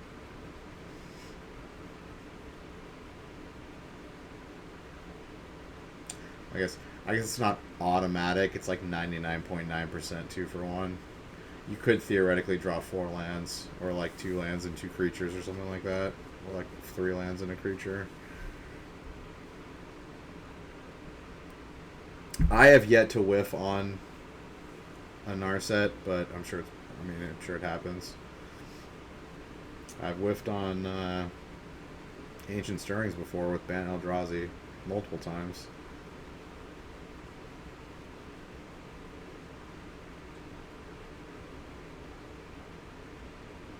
which is almost impossible for Bant Eldrazi, but it happened a couple times.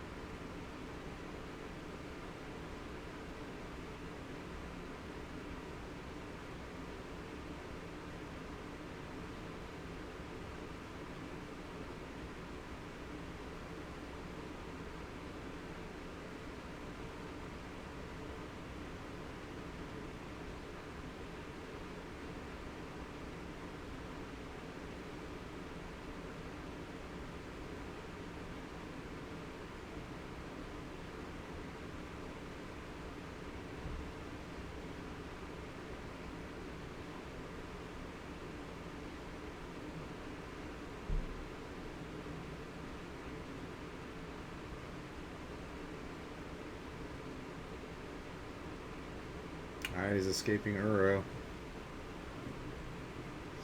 Ether Gus.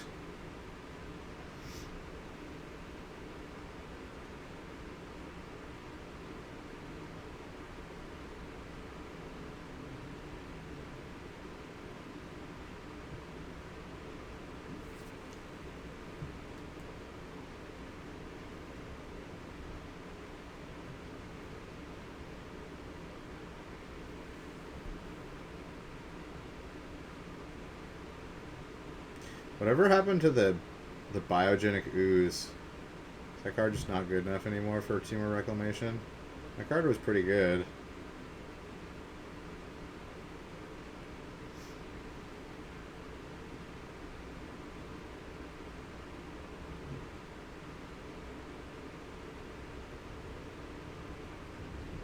Oh yeah, I doesn't get to draw the card because of Narset. So good. Oh, Time Wipe. Let's go.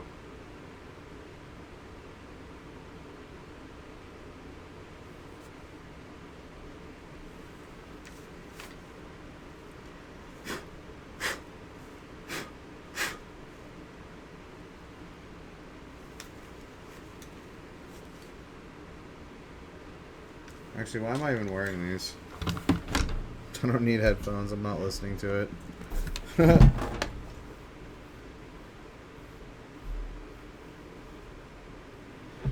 Force of habit.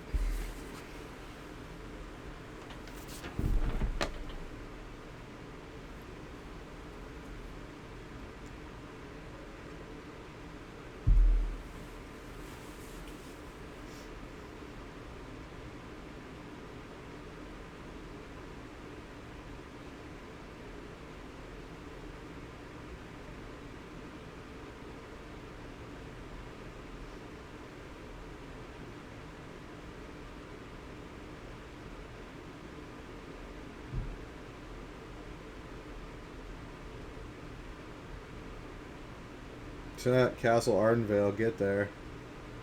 Get there with those 1/1s.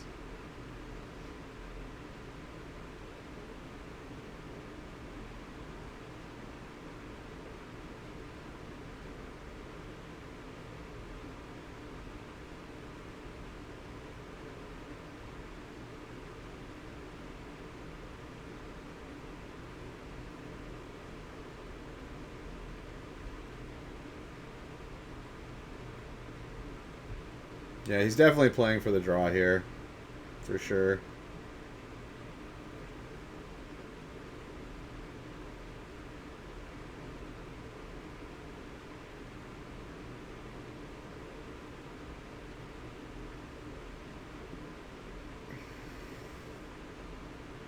But if they draw this game, then the Temur Reclamation team gets the win because he's already got a win.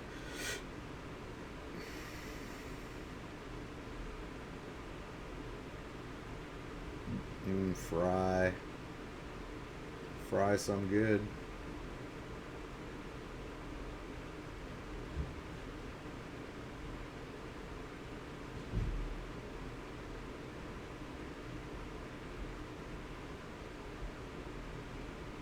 Oh, Nib is it Perun? Is that sideboard? Gross.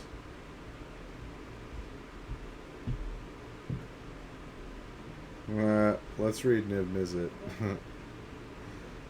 Yeah, card's bonkers.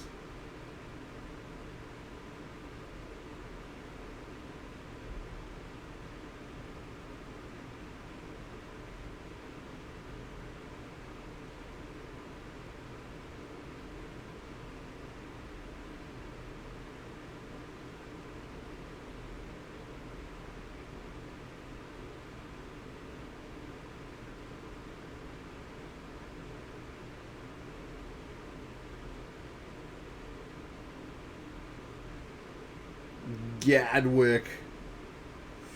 It's Mr. Gadwick. Oh, yes. Draw 4 cards. Expansion Explosion is so good. It's just a 2-cost counterspell, basically. If someone casts a counterspell, that's so good.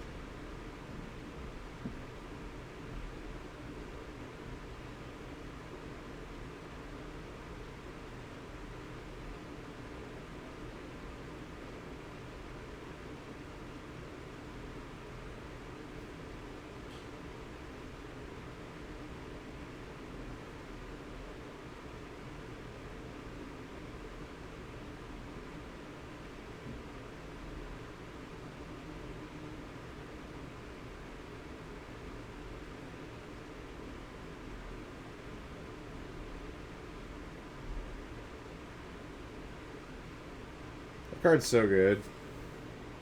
Elspeth Conquers Death.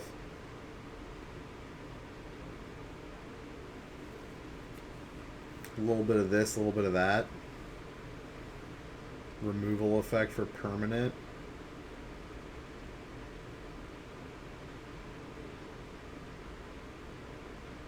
And bring back a creature or planeswalker. Seems good.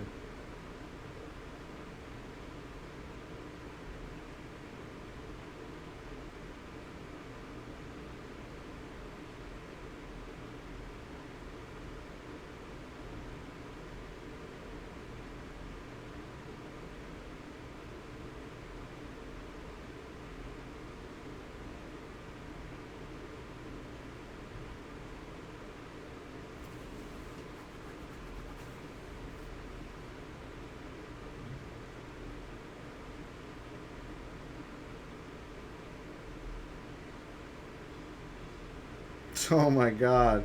He's expansioned the counter magic so many times. Okay, he's gonna Dovin's veto. Oh no, he can't. Yeah, he can Dovin's veto it. He can Dovin's veto the expansion.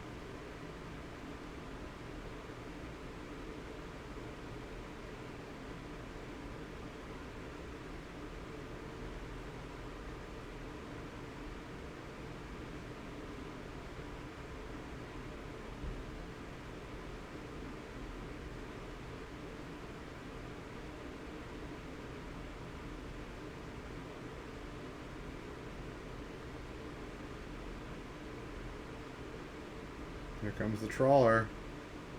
Baumeister actually might win this game.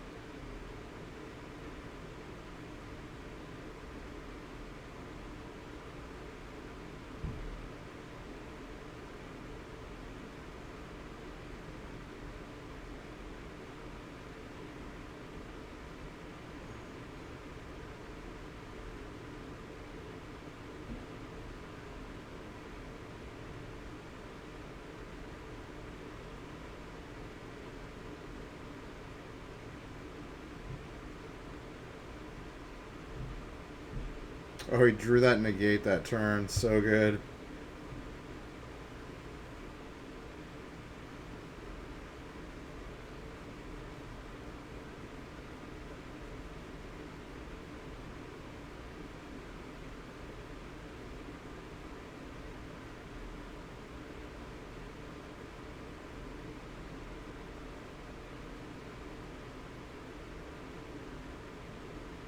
Alright, he plays Wilderness Reclamation instead of Uro. With his partner's consent. His teammates saying, no, play Reclamation instead.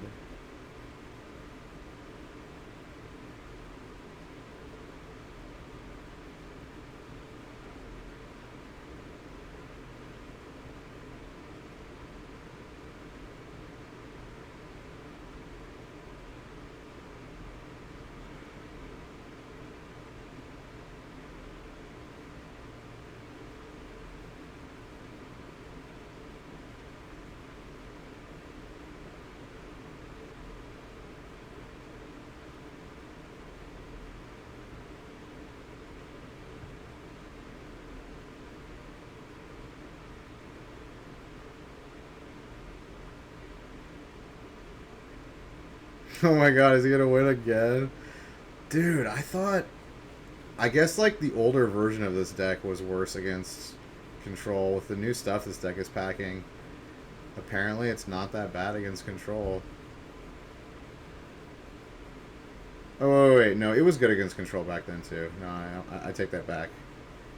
Control was a good matchup for Wilderness Reclamation, because Wilderness Reclamation just out-resources you. Just goes right over the top of your 2-for-1s. But they still do have problems with Teferi 3-drop.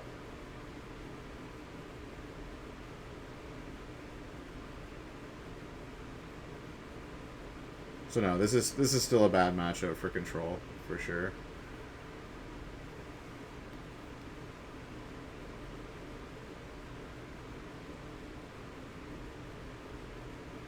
Dude, Gadwick's so awesome. Tap shit down.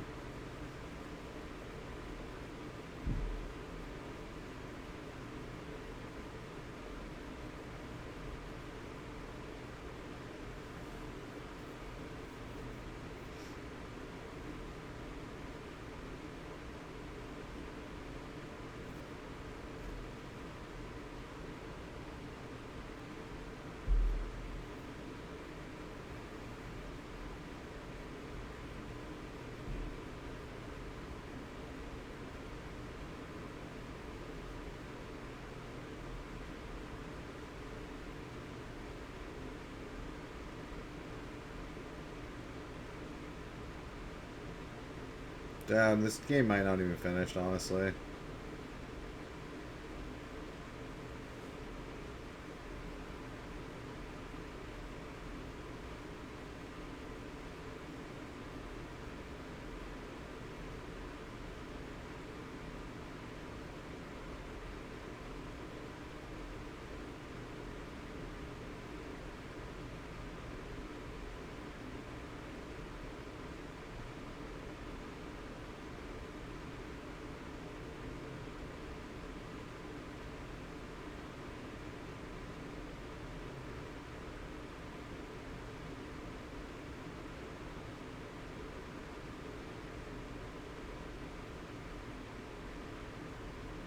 Yeah, they're on turns. I think there's no chance for the Azorius player to win at this point, but there is a chance for... I mean, it doesn't matter. I think their team just wins.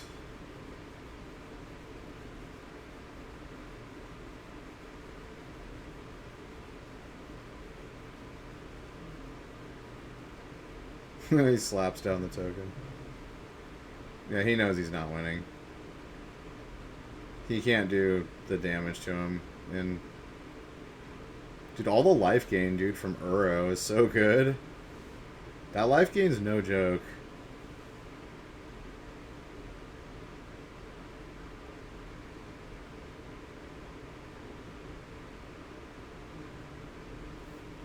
He could just straight up explosion him here, actually. Or, yeah. He's got 2 Wilderness Reclamations.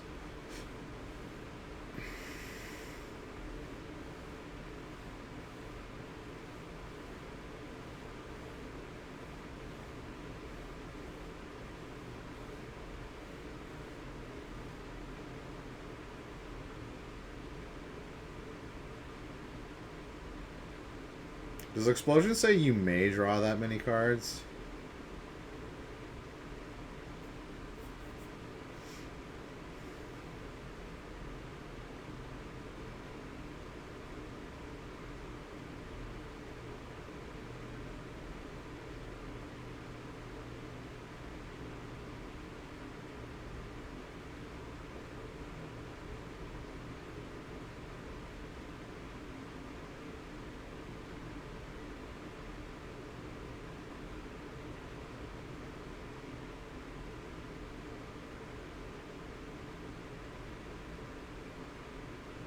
That's 17. Yeah, he's got enough.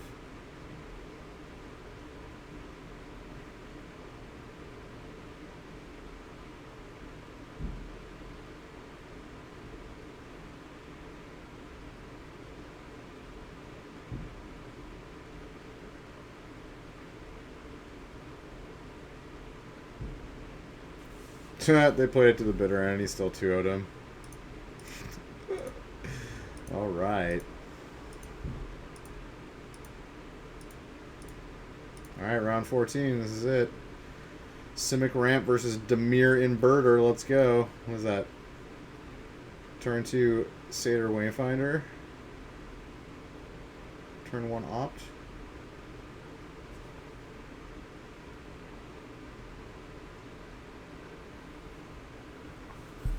Let me go pee real quick.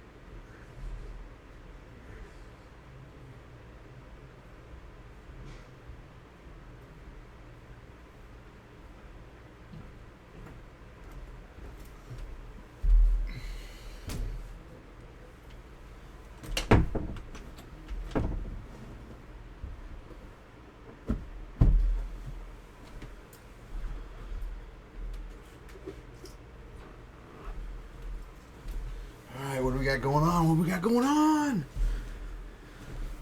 Ooh, we got a Thought-Knot Seer. Let's go. This is Simic Ramp with Eldrazi. I'm kind of liking it. I'm kind of liking it a lot.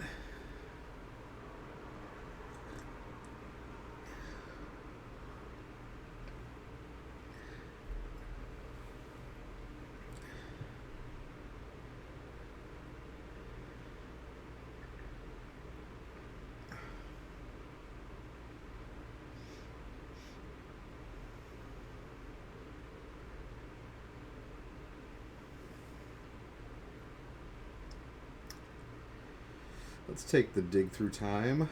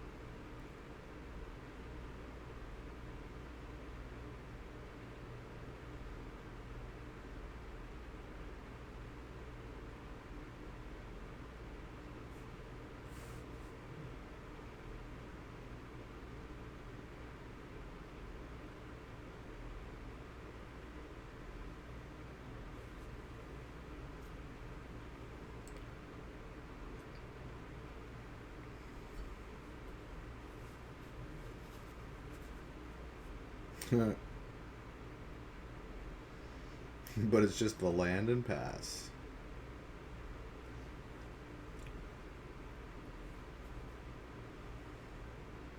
Dude, Wayfinder getting in there. Get it, bro. 14 more turns. Uro. Uro's a beast.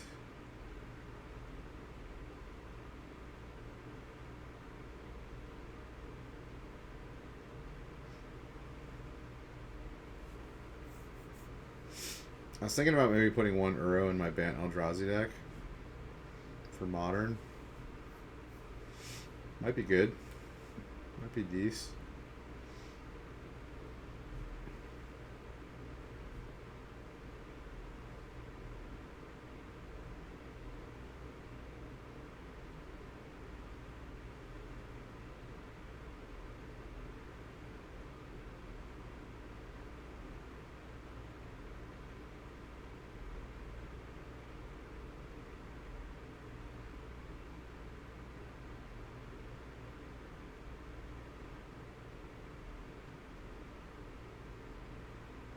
Amulet Titan already won.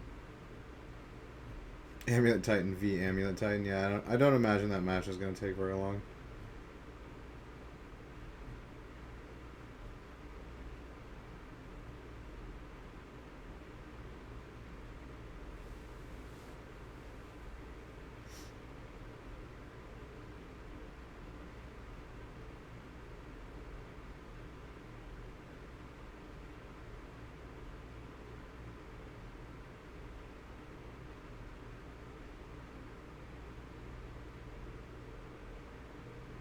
Dude, is that Wishclaw Talisman?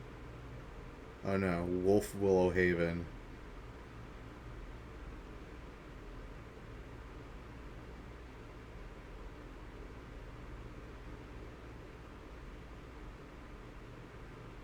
Really? It's like a wild growth that can make a 2/2 wolf. It's not terrible. Doesn't seem that good, though.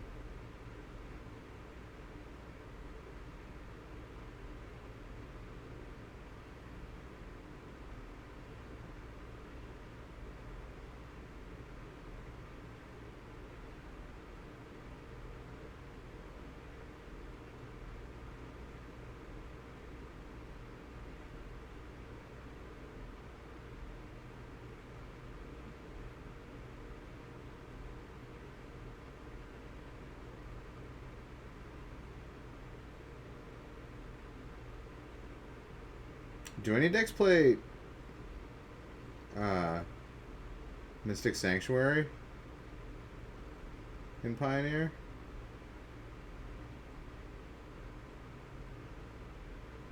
I guess without fetch lands, people aren't willing to play them.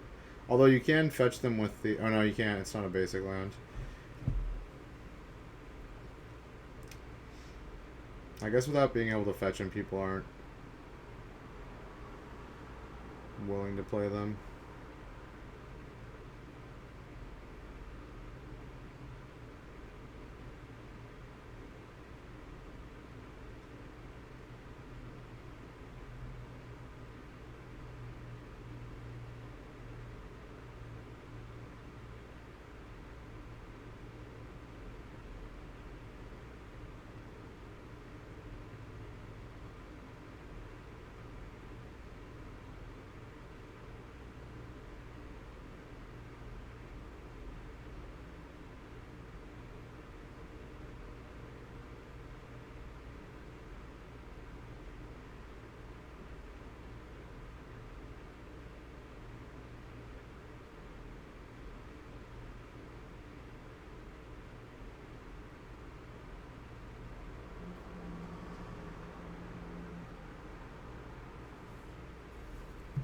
Boom.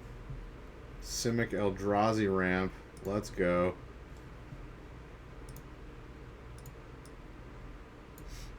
Sideboard time. Alright.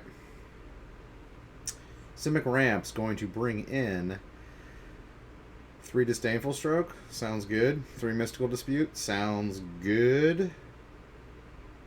Scavenging ooze. That's something. I think those might come in, actually. Spatial contortion. Does he want to counter a sorcery? That does counter... No, dig through time's an instant. Yeah, that's probably not good. Unravel the ether. Tireless tracker. I think just the disdainful strokes, mystical disputes, and 2 scavenging ooze. I don't know what perilous vault does. Is that card from last set that like has something to do with graveyards? I can't remember what that card does.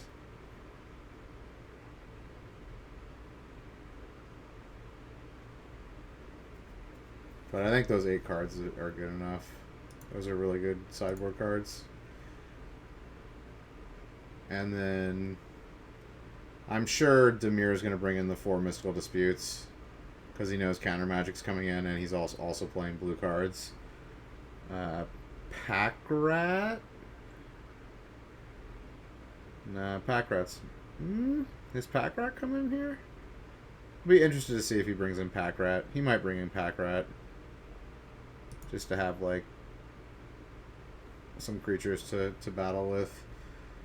Cast Down seems good. Although, is Uro legendary? And is that other Eldrazi legendary? Maybe Cast Down's not good.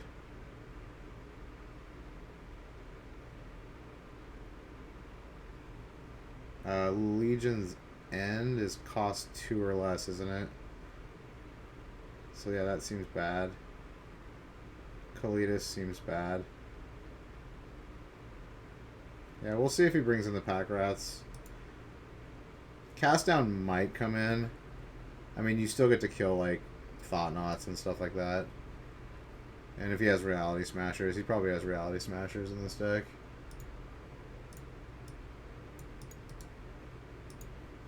I can't imagine he's not playing them.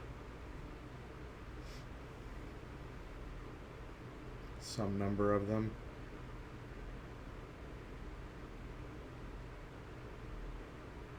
Oh, he's playing Cavalier of Thorns. Crazy. Maybe he's not playing Reality Smasher.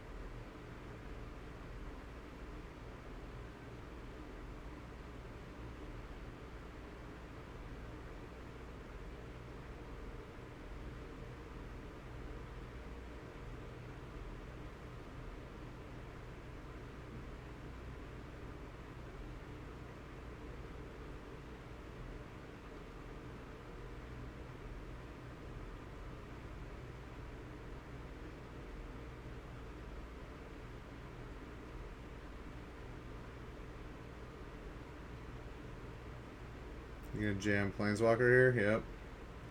Jam that Jace. Jam it.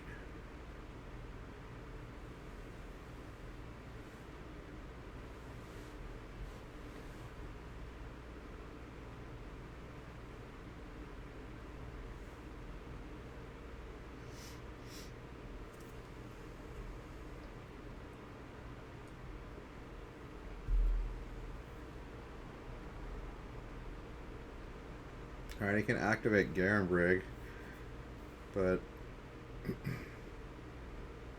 got Cavalier of Thorns. Thought not. Yep, he brought in Pack Rats. Okay. I thought he might.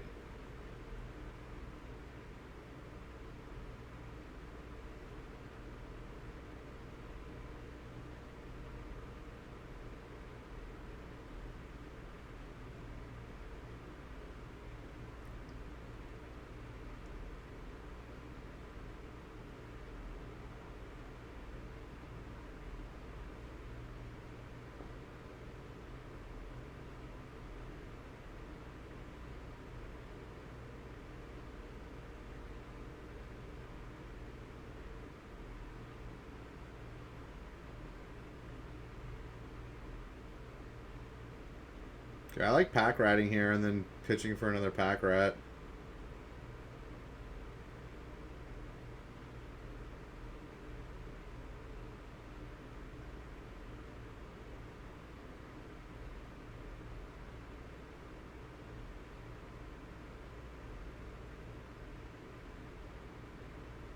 He's gonna do it.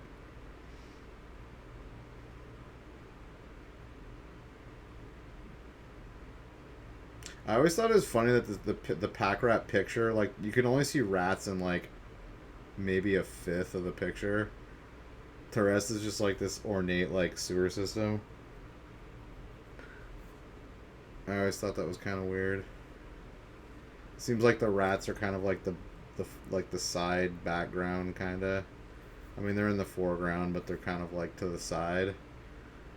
They're in the corners.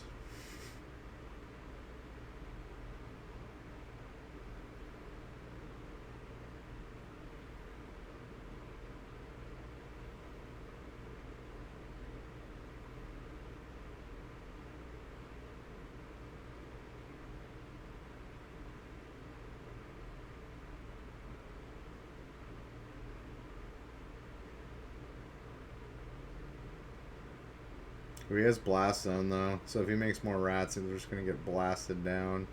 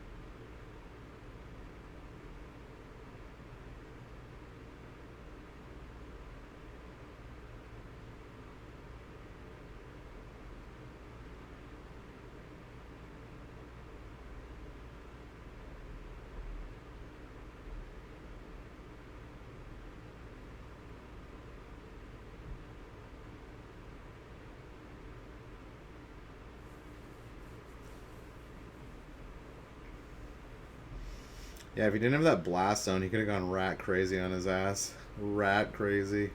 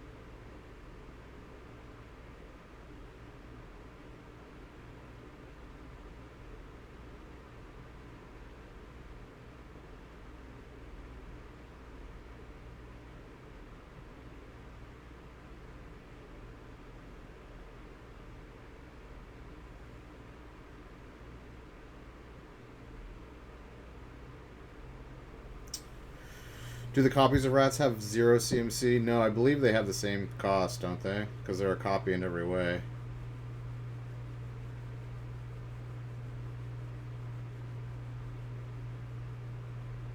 Or no, it's just a token. So no, it wouldn't have the same CMC. So you're right, yeah. He could have thrown out more rats, but I think like his reasoning is that it's not going to matter on a board like this at this point.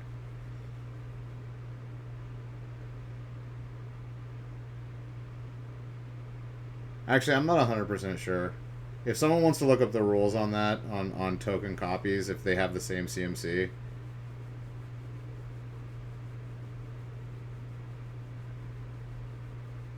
I'm like not 100% sure if it has no CMC or not. I'm pretty sure it has a 0 CMC. Nicholas, what's up, dude? How you doing? Oh, token copies do copy CMC? Okay, then yeah.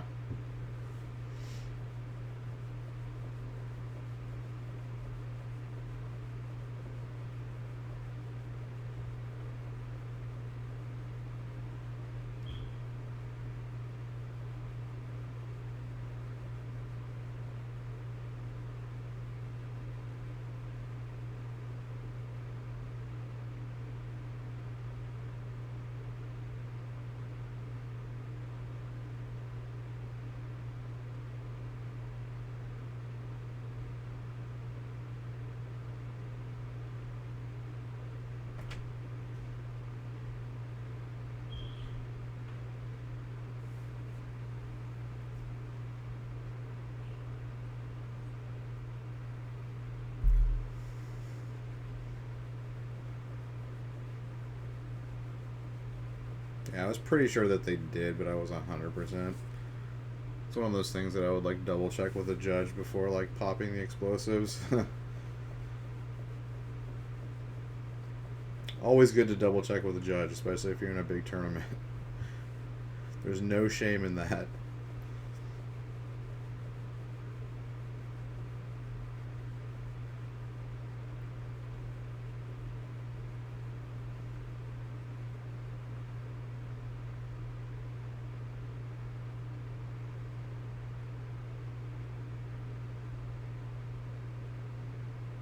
I mean, you can't let this inverter resolve, right?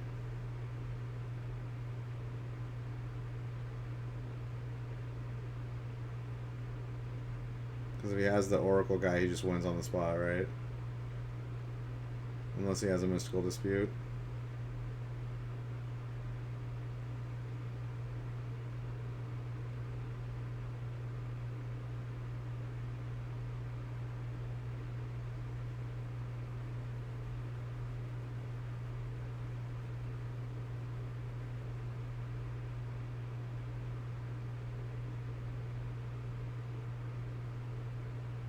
Wait, why did he do it? He has an Ipnu Rivulet? He could have done that in response to him playing the win con. He could have just won off of that. Like, why did he do it now? That's bizarre.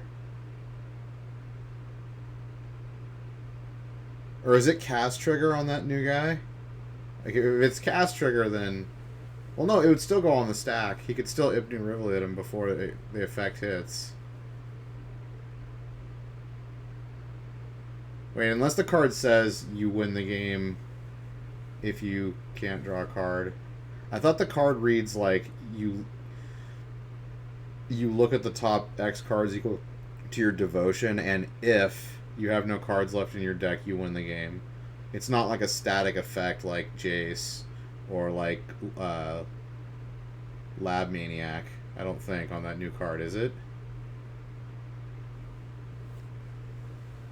I'm pretty sure it's not a static effect on that new guy.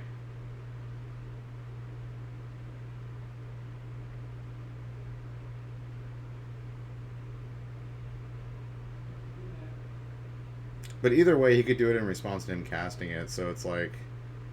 I would have waited and just Ipnu Rivuleted him in response.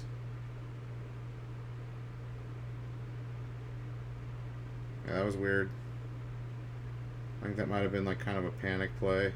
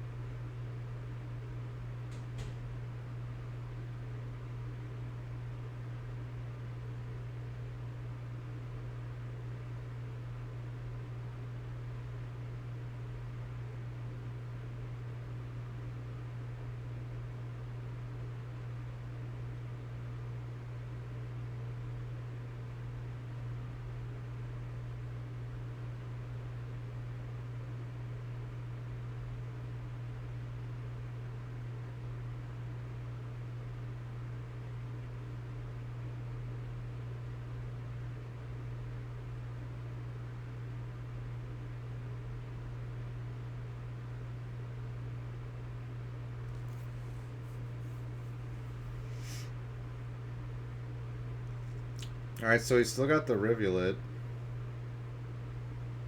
How many cards are in his deck? I think there's 4 cards in his deck, so...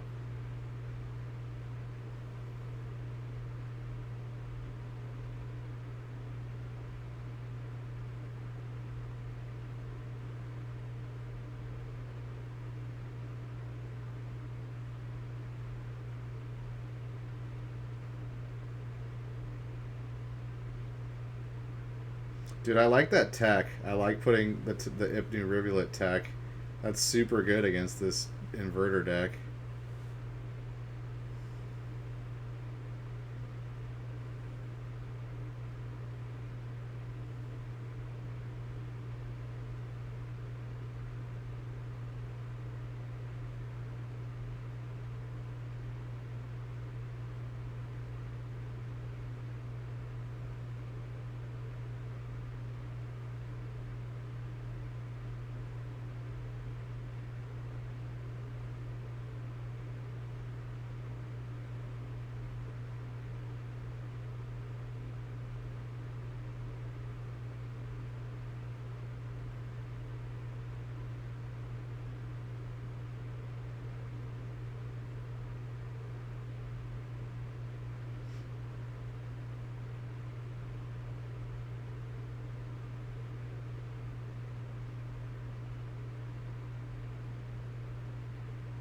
Like, I don't understand like how he loses here. Like, if he plays that creature, he can Rivulet him in response, right?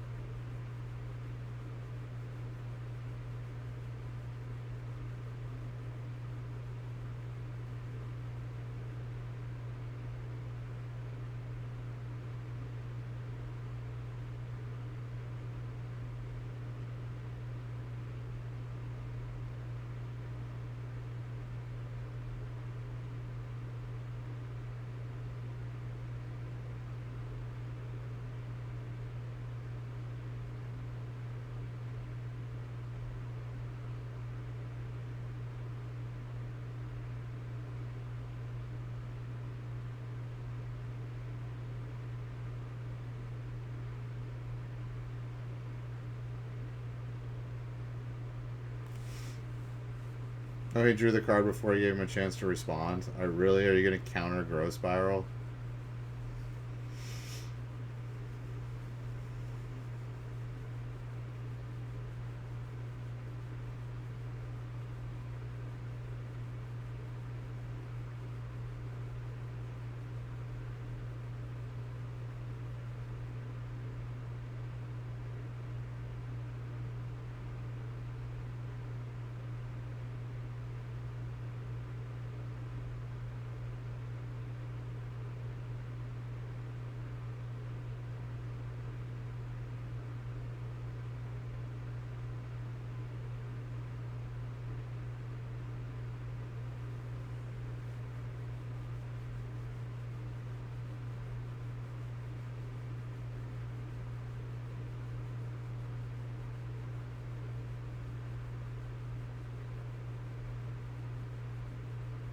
So he is going to counter it? Okay, this is weird. He's just trying to bait him into paying 3 mana?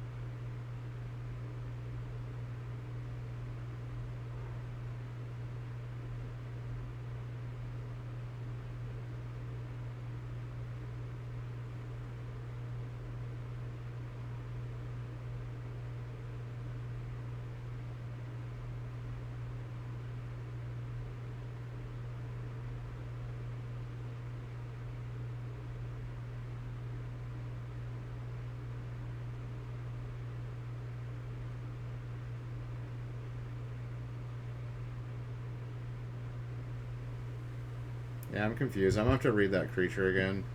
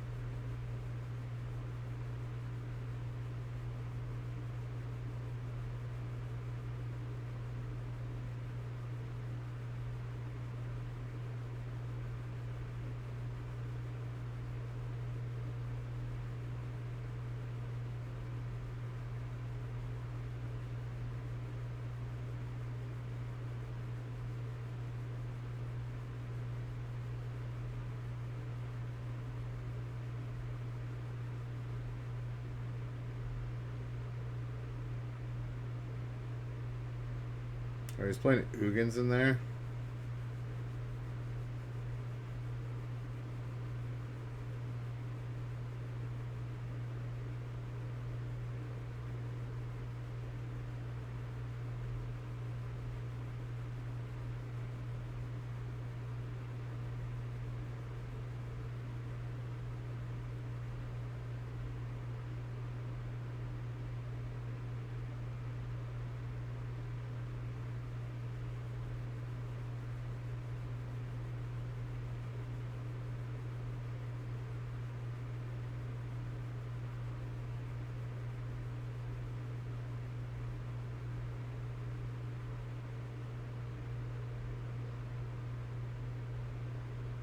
Yeah, I need to read that card again.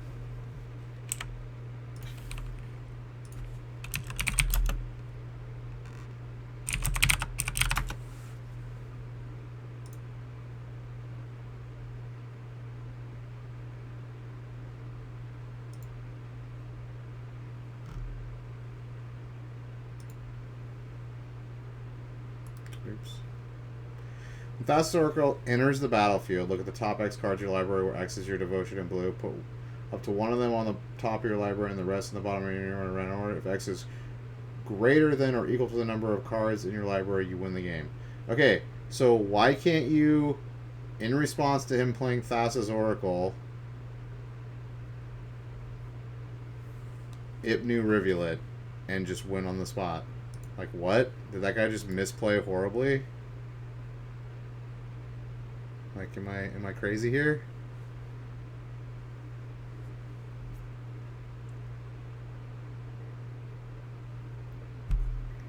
It's not even a flash creature. Like, it's just a normal cast.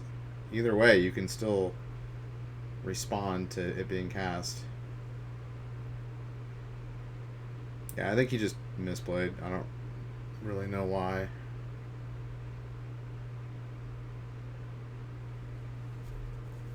Like, you let him play Inverter, resolves. Now you have 2 cards in your library. Okay, you play Thassa, boom, fucking Ipnu Rivulet your ass.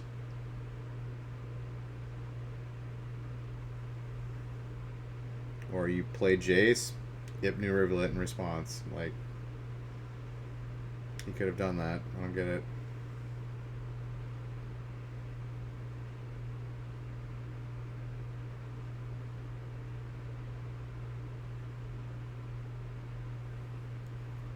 Rivulet mills them for.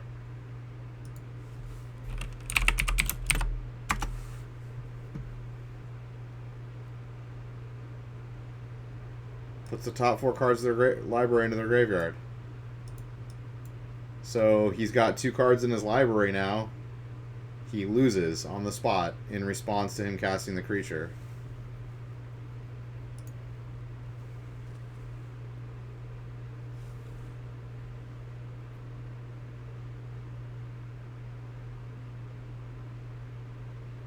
Or wait, does...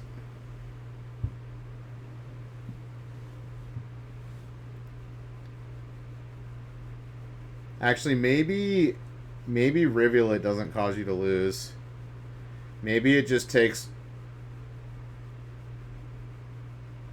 If you try to draw... Yeah, okay, that's the thing there. Yeah. That's why it doesn't work. Alright.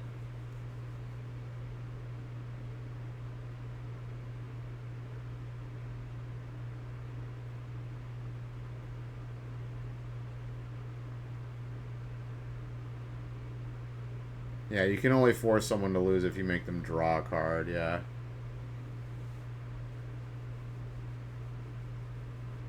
That's why. For some reason I was thinking, like, if you can't mill a card, you lose. But no, if you just have to mill, like, whatever cards are left in your library, yeah. Makes sense now.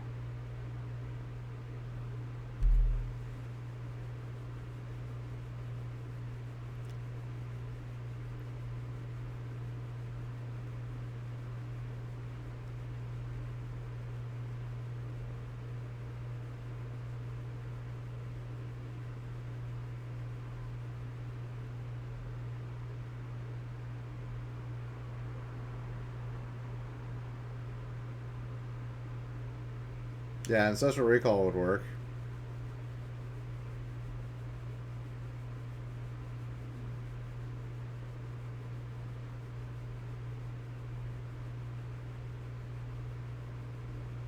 Yeah, I forgot that you're not forced to mill cards that you don't have.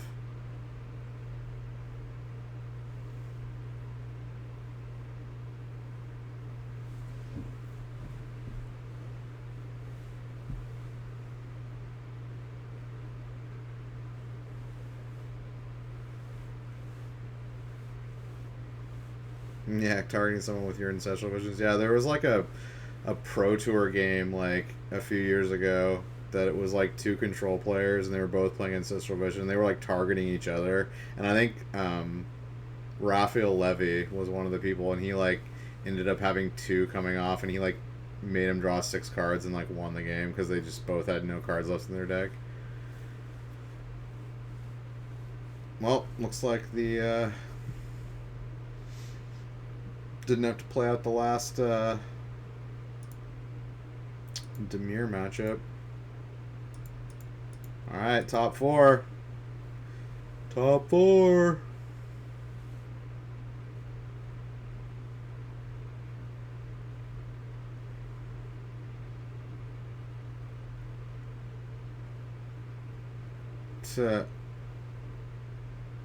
Yeah, Yawgmoth versus Titan. Yawgmoth is a tight deck.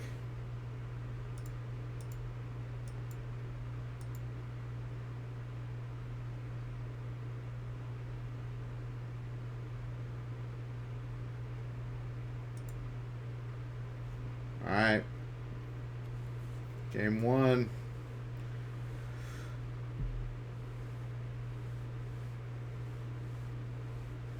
Too bad all the Torp Orbs and Pioneer on Fragile Creatures, yeah. So he's got the Wolf. Oh, he found the Dryad off of Once Upon a Time. Dryad is power. Excuse me.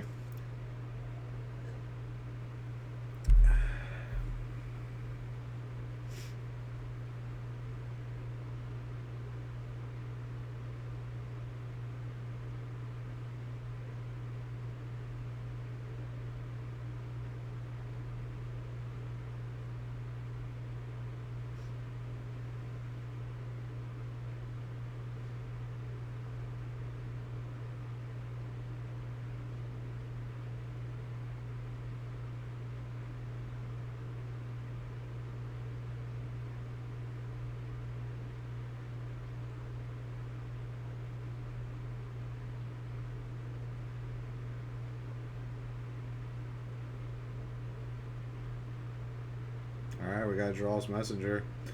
Now all we need is a Yawgmoth.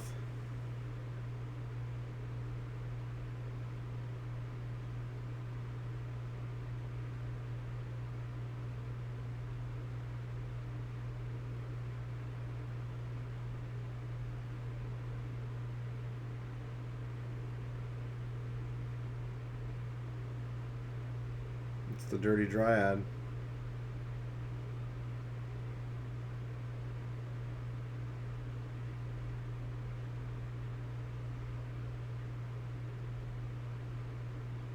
Oh, he doesn't have another land to play. Oops.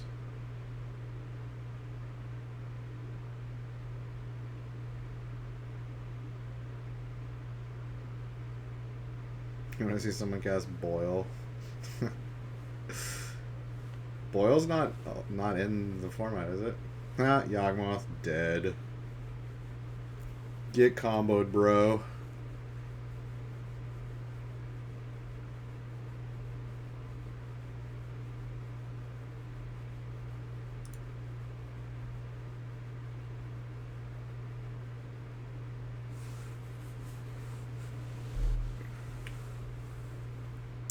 Wait, Boyle is in Modern? Are you sure?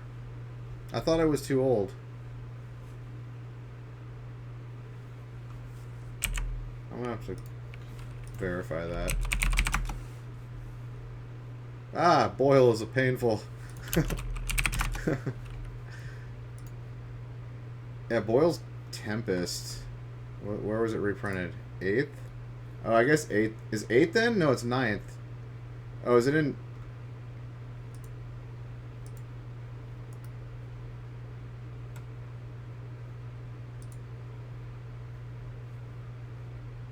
Wait, isn't it 9th edition forward?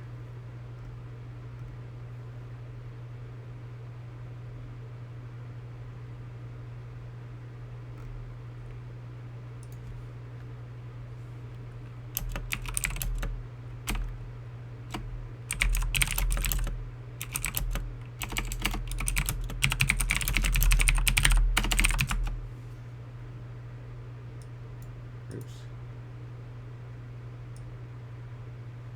Okay, it is 8th edition forward.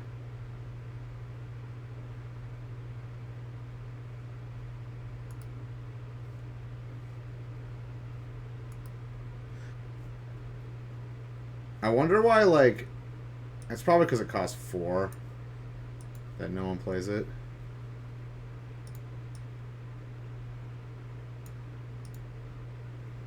Yeah, I've never seen anyone sideboard Boil before. You see Choke, because Choke costs 3. And it's like just as good as Boil. It's better than Boil in every way. I guess like Jund could play both Boil and... But they're going to play Choke over Boil. Yeah, the only deck that really wants to play it is like Jund, and they'll just play Choke. Alright, sideboard for Yawgmoth. It's going to be double Thoughtseize, Damping Sphere,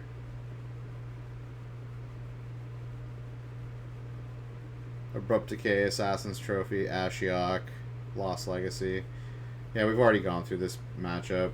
And then Titan's going to bring in 4 Ether Gusts to Dismember. Probably a couple Beast Within.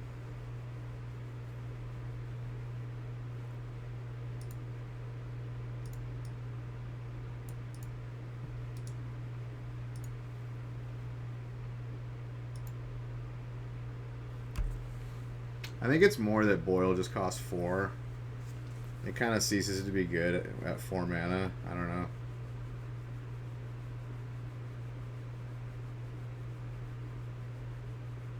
Because you got Blood Moon and you have Choke, which are just better.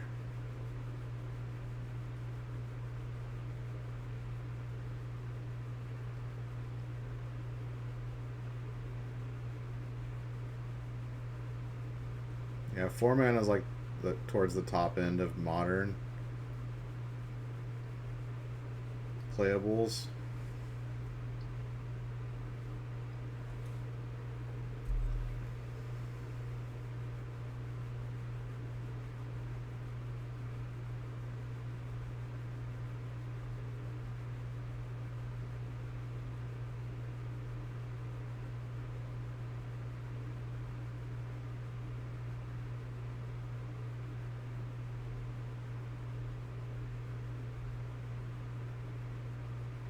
It's also slightly easier to counter. You can Disdainful Stroke it. You can Dispel it, actually.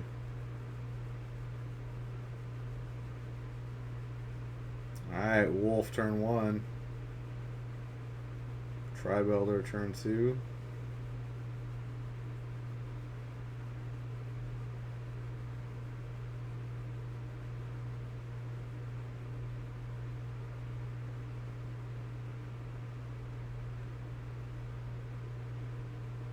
Wall of Roots, yes. I haven't seen Wall of Roots played in so long. Dope. That card was so good when it came out. That card got the shit played out of it.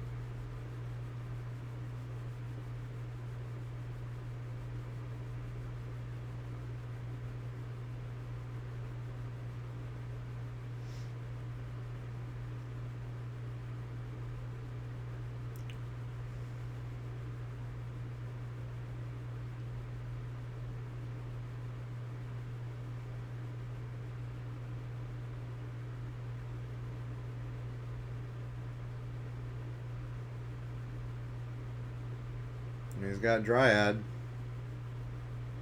Oh, Lost Legacy. We'll name Titan.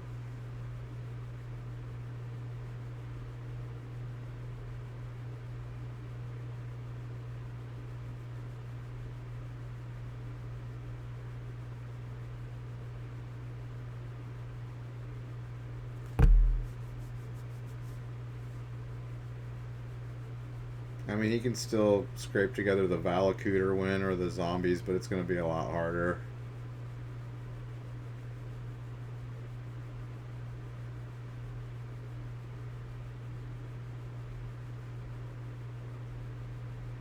And against a combo deck that closes out the game really fast, even worse. I think Aaron's going to get a real quick 2-0 here.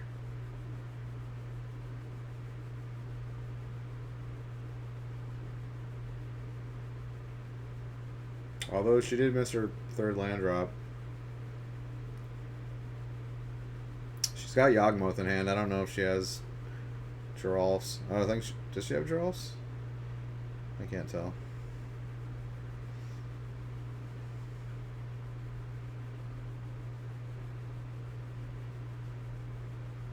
Ooh, Teleria West for the Valakooter. Mmm, so good.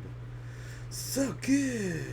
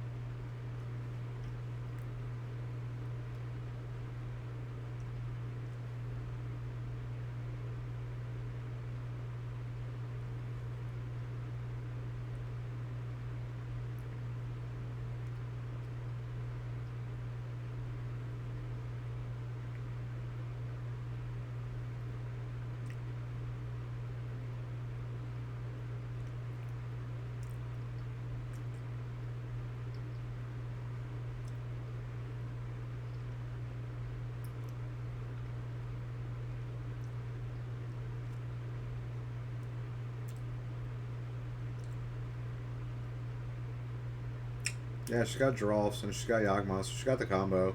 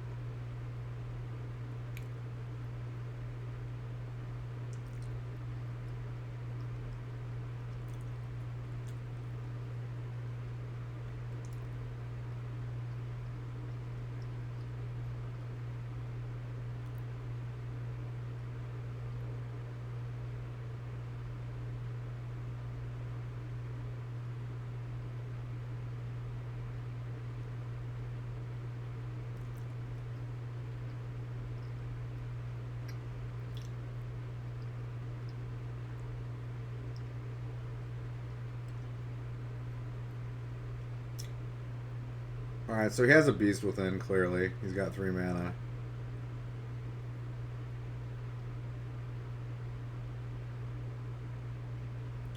So he's gonna beast within Yawgmoth, I assume.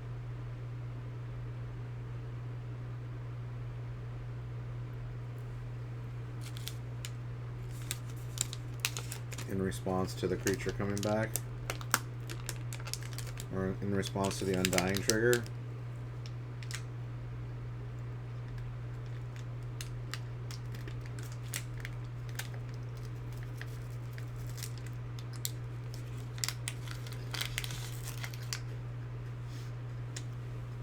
Alright, he has a Valakut.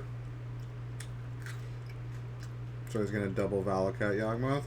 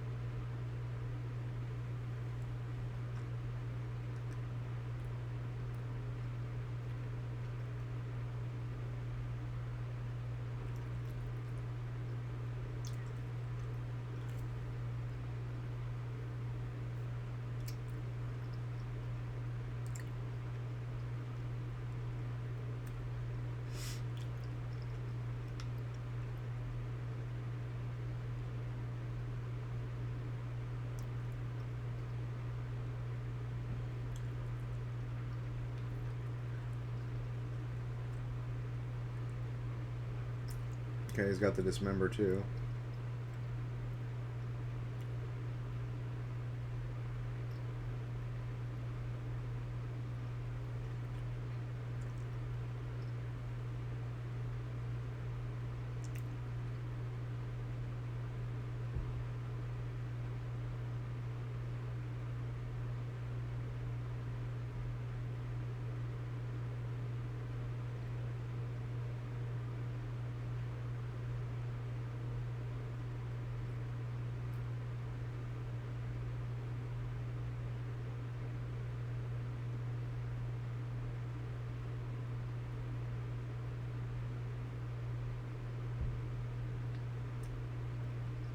Wait, what about the Sakura? Didn't you target the Sakura Tri-Bowler with the first Giralf sack?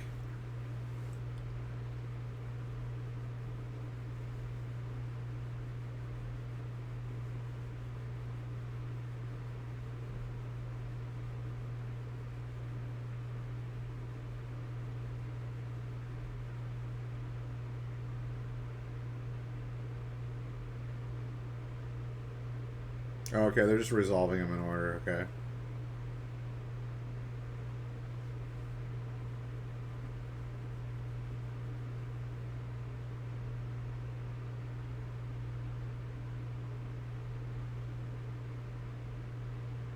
Oh yeah, Reclamation Sage. That guy's an enchantment. I totally forgot about that. Yeah, Rec Sage comes in for sure in this matchup. 100%.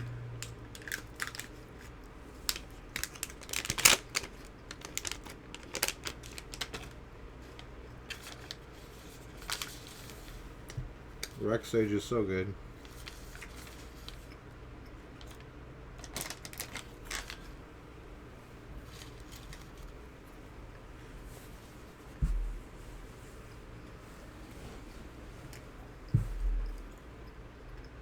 Yeah, he's dead now.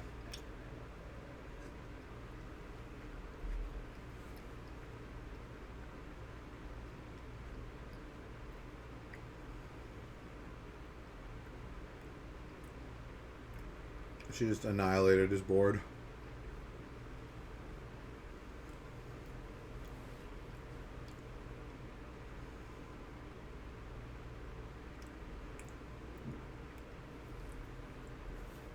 GG.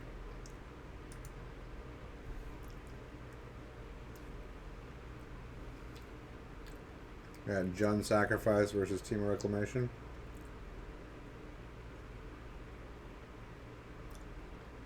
Yeah, after she drew 6 cards, yeah. Play another Yogg. He was already fucked after getting lost Legacy and then both the Dryads getting killed, they're like, what is he gonna do? He can't do anything at that point.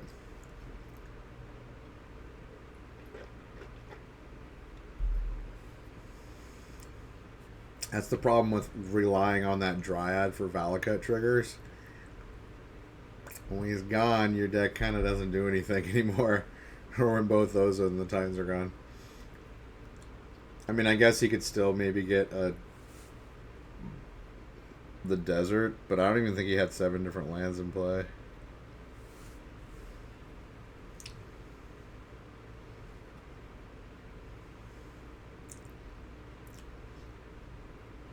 Agonizing remorse. Yeah, this card seems playable in Pioneer. Or definitely in Standard. I guess you're going to play... I can see that card being played in Pioneer, actually.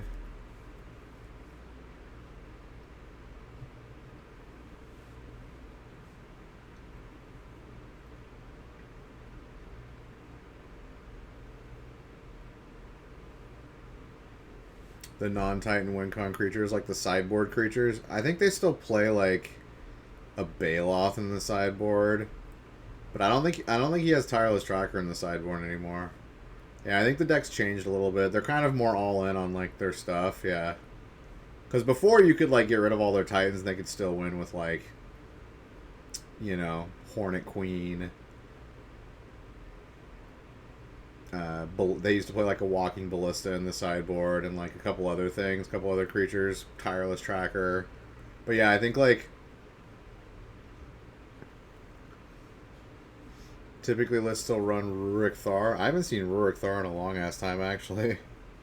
That's kind of like a more fringy build of the deck. It's just because the deck's so consistently good now. Like, it's got such a consistent, like, you know, turn 4 win that, like, they don't care about having, like, you know, better legs against getting lost Legacied, which is like a, you know, it's not going to happen very often.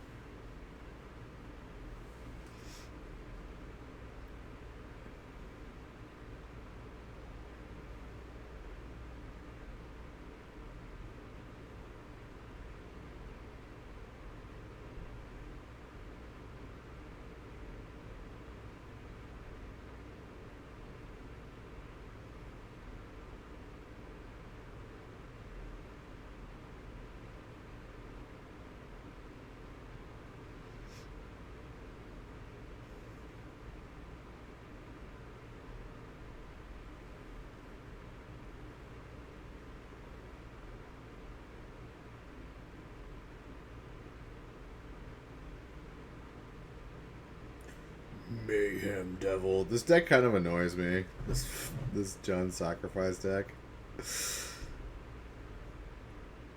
Cauldron Familiar. What a silly card. What a silly combo.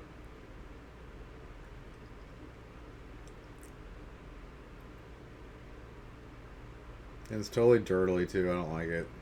I don't like it. There are a lot of dirtily decks in Standard right now. I mean, it's way better than it used to be. Like, Standard has been kind of trash for like a year and a half now. It's finally kind of like recovering from that. So I guess I can't complain too much, but I'd still like to see good, like, strong mid-range decks, you know? It's a lot of combo and control right now, which is kind of like. I think it's the most healthiest when there's like, mid-range decks and maybe an aggro deck and like, you got everything covered.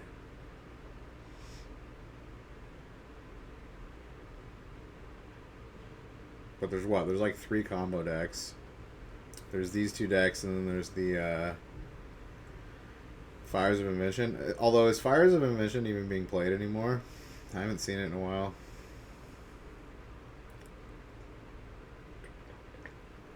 And then you got Mono Red, which is decent again. Then I've seen Esper, which is, I guess it's kind of mid-range control. And then you got blue-white control. I guess it's pretty healthy. There's just no real strong mid-range decks.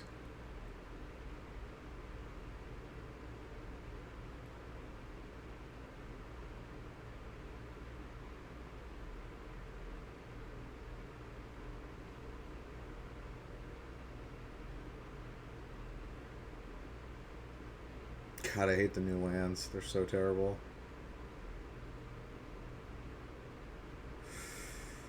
I want to rip them all up.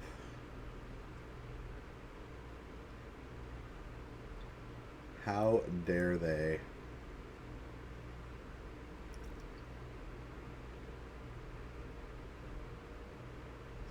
Turn lands into Pokemon cards. I tell ya.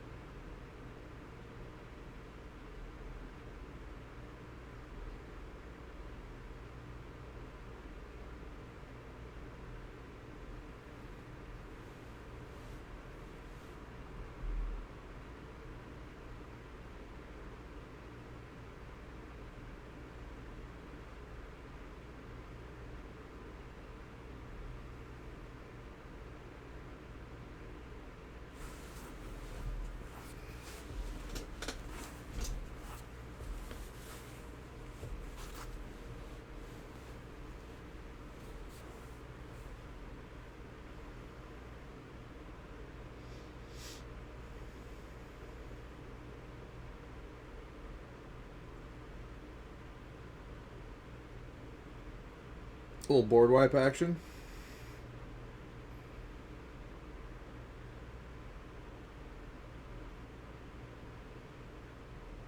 Ties at 3 life. Get in there, cat. Get in there.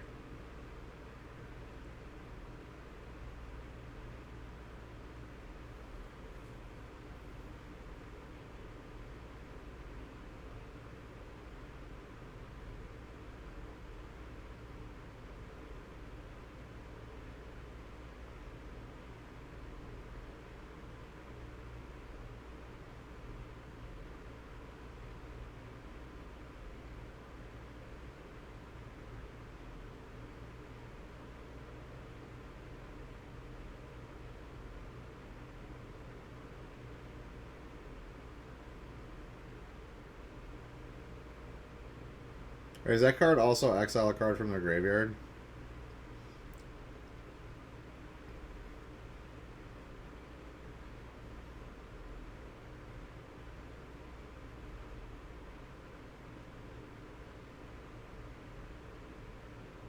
Seems good. In the world of Uro. Oh, top deck's another Uro. Shit. Shit.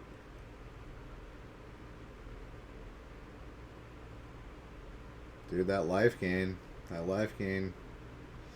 Nothing to be scoffed at.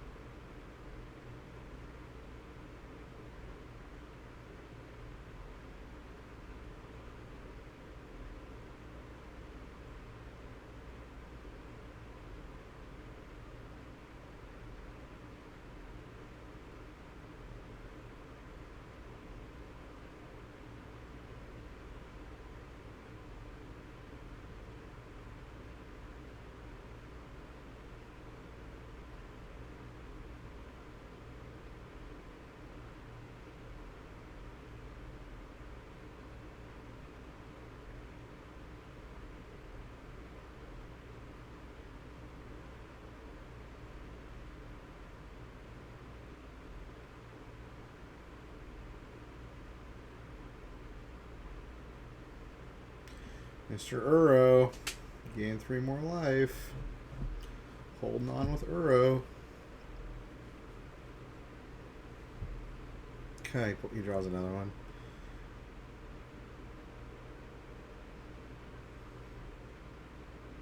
He's legendary, isn't he? I guess it doesn't matter for the, like, just casting him. Since he goes to the graveyard anyways.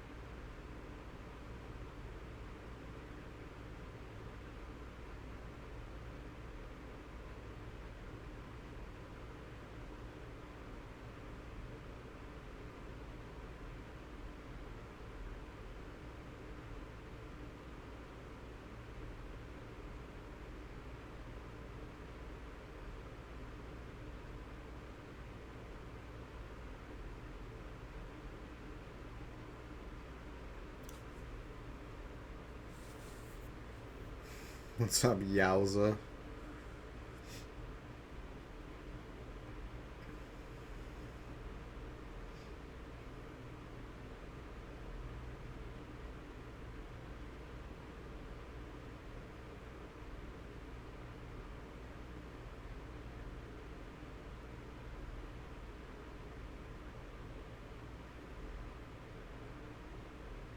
To nasty cat food deck, yeah. I think it's gonna lose actually. Uro, the life gain on Uro is just it's pretty good. It's pretty good against mono red and John Sacrifice. Really anything, just the life gain's pretty substantial.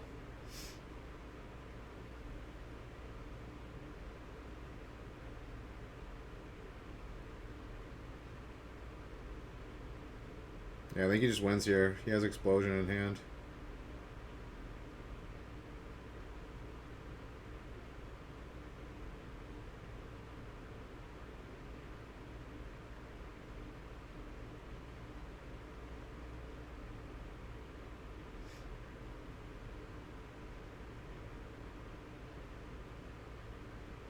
He get Explosion for what, 10? Oh no, he's got a Wilderness Reclamation. He wins here, doesn't he?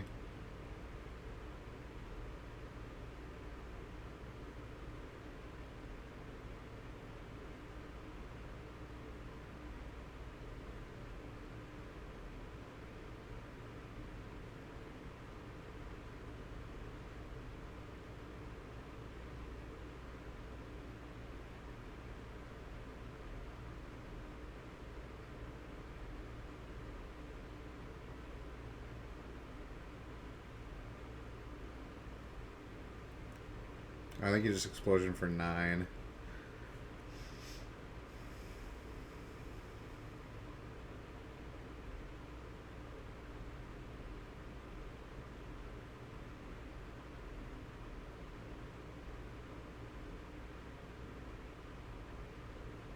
Oh yeah, he could have sacked 3 foods to get the cats back. Okay, yeah.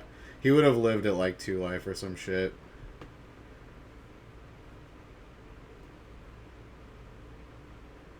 But he's definitely dead now. Yeah, Trail of Breadcrumbs is not going to cut it now, bro. Not going to cut it. I was just going to counter it anyways. It's countered.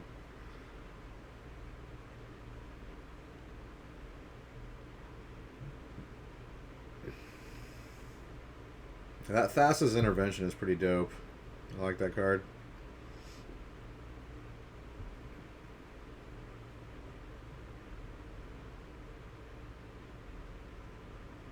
Thassa's OP. Not Thassa herself, but the Thassa's Intervention, the 2 blue X. Functions as a counterspell or a card draw.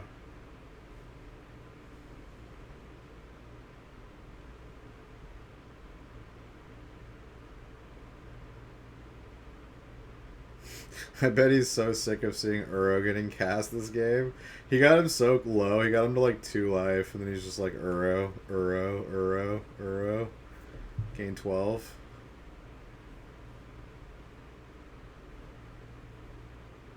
Erebos' intervention. Yeah, also Uro. Uro's is like been the MVP in the games that I've been watching. It saved the Reclamation player against the Control player earlier in this game that I thought he had zero chance of winning. He ended up winning because he recast Uro a bunch of times. He lived because of Uro. He was down to like 2 life. Uro's been very, very strong in this tournament for Pioneer and Standard. Not so much in Modern. Like I don't think he's very good in Modern. Yeah, it's GG. Feels bad. You know he's pissed. He got him down to 2 life. Feels bad. Oh, did they hold up their game?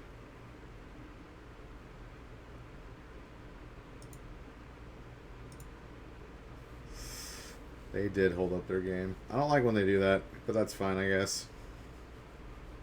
If you're watching this live, I guess it's better.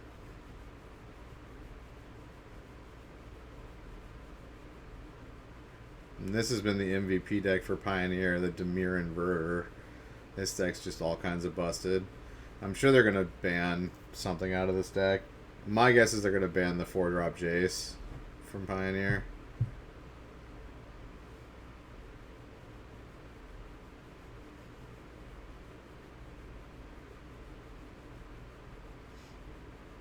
Which would mean you could still play this deck, it's just not going to be as good.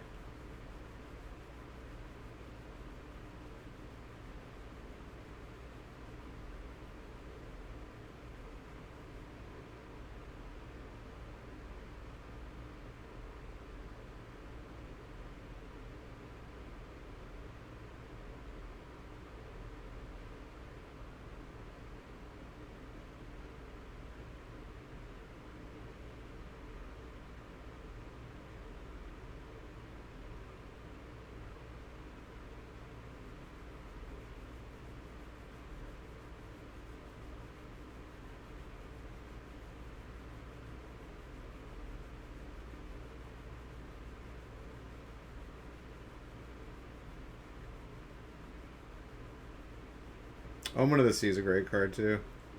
I think it's really well designed. Good enough for Pioneer and Standard.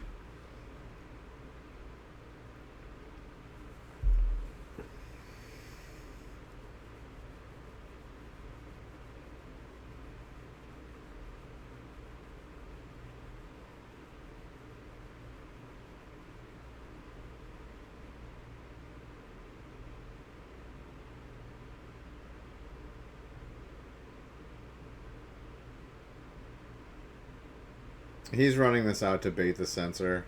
He's probably got 4-drop Jace in his hand, so he can cast it with no worries. Although, if he has a Mystic Dispute in his hand that he can't see, this would be great. So he's going to counter it with Censor. I mean, Censor's not getting any better. I think he has a yeah, he's got the Mystical Dispute in hand, so if he tries to throw out Jace here... Okay, he's not going to. He's not biting.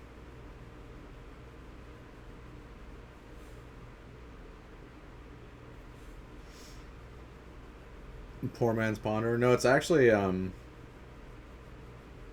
preordained. It's exactly preordained, but it costs 2.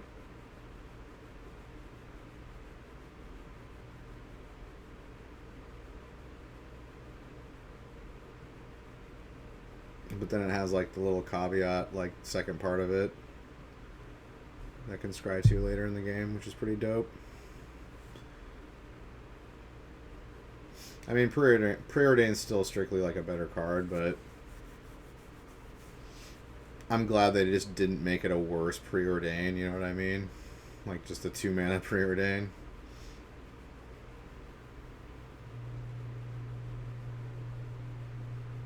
Like I respect it when they do, you know, more expensive versions of cards, but they also give them like a little something else, little something extra. And then the fact that it's an enchantment is not terrible because I mean it adds to devotion, so like and permanence on the field, so like it's something else too, something tiny.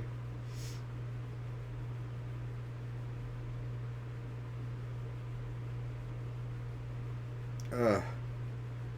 Get those new basics out of my face. Get them out of my face.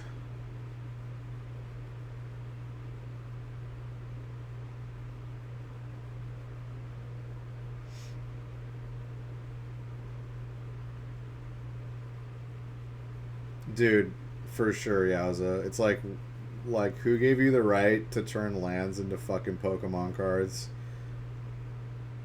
I want answers now, Wizards of the Coast. I want fucking answers.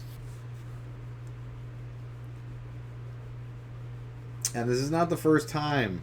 This is not the first time that they have copied Pokemon in some way. Remember foils? Remember when Magic first got foils? Do you know why that is? Fucking Pokemon. Pokemon with their hollow foils. Blah, blah, blah, blah. Clickbait. Fucking booster pack bait bullshit. Is what that was. Marketing. Because they were like, oh, Pokemon's selling a lot of cards. Maybe we should foil our shit too.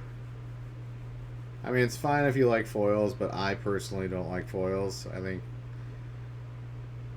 honestly, like, the whole, like, rustic, like, feeling of the game being hand-drawn, like, everything was hand-painted, like, just gave it, like, this personality that, and, like, this class. It gave it, like, this level of classiness, you know, that I just really dug. And, like, the second they, like, put foils in it, it kind of degraded that classiness a little bit. And, like, shit like this degrades the classiness of the game, too. It looks like graphic kitsch art. It's terrible. Like, it's so bad. Like, I don't even consider that art.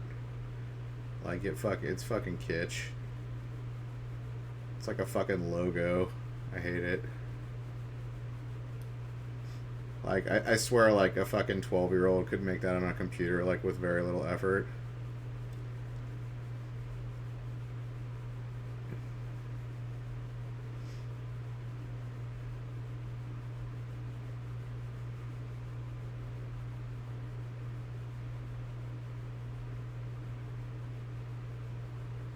I also hate how artifacts went from brown to gray. Like, why did they do that? I liked the brown artifacts.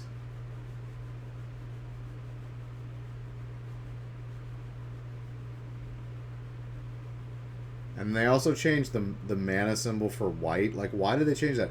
It didn't look like any of the other mana symbols to me. Like, at all. It was a little sun. Like, how does a little sun look like any of the other mana symbols? I don't get it.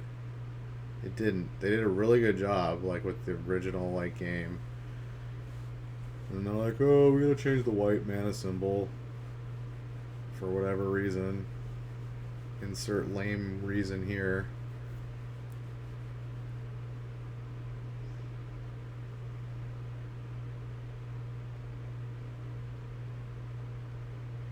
Oh, the old wording? Yeah, instead of having the tap symbol? Yeah. I agree. That's why I want beta lands. I wish I had my beta lands still. I want to get beta lands, beta basics again. They're dope. Yeah, the text on cards just used to look so much cooler. I don't know. Everything, like, about the base set of Magic, like... Alpha, Beta, Unlimited. I just love it. It's just, they look so cool and they're so, like, unique, and they look like they were crafted by human beings, you know? They were, like, crafted, not, like, generated by a computer and, like, spit out.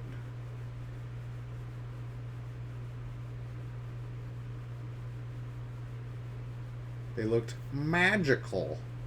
Magical. I'm glad they haven't fucked with the back of the card at all. Dude, if they fucking do anything to the fucking, like, original backing, like if they change the backing, I'm gonna be fucking really pissed. I'm gonna go down to Hasbro and bitch slap some fools, make them change it back.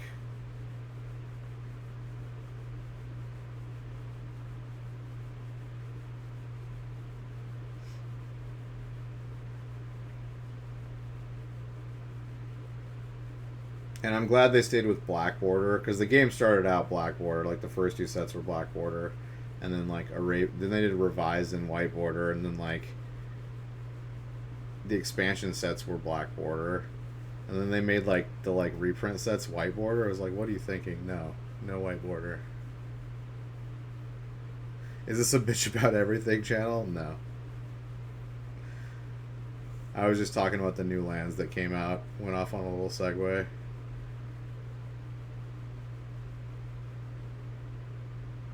But this match is really slow and dirtily, so like there's not a whole lot to say about what's going on right now. They're both playing really slowly, and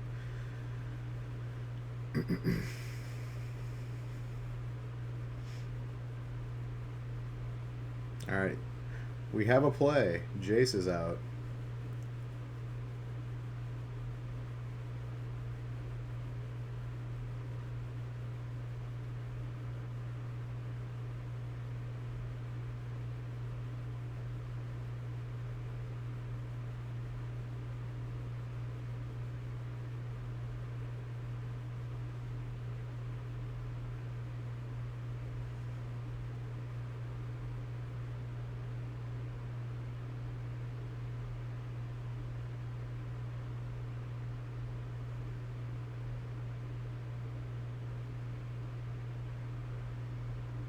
I guess he could just smash his face with Inverter. That works too. Has he got 2 cards left in his deck? That's 2 swings.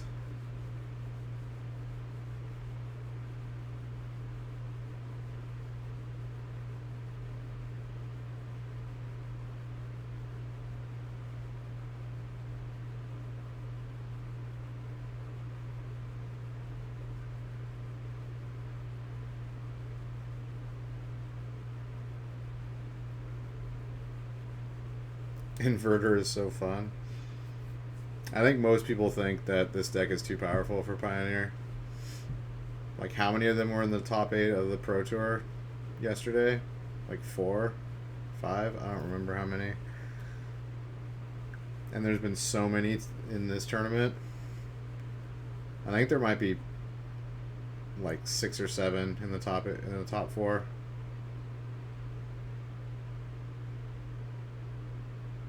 Or 4 in the top 4. 3 or 4. I think it's the maximum amount, actually.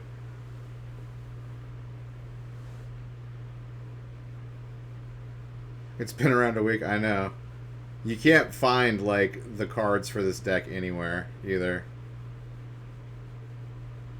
Like, you have to buy them, like, online. Like, local shops, like, no one has, like, the 2-drop guy, or, Jace's, or Inverter of Truth.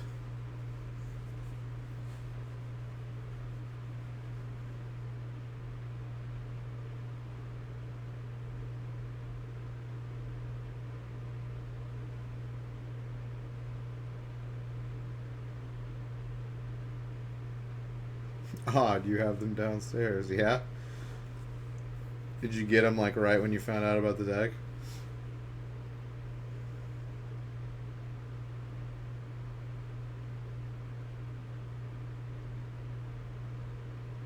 Wait, Edgar won? How did Edgar win?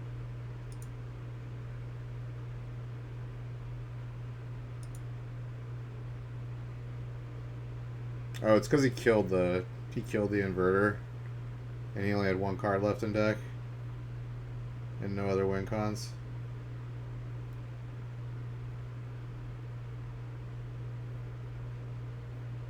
Oh, you've had Inverters forever.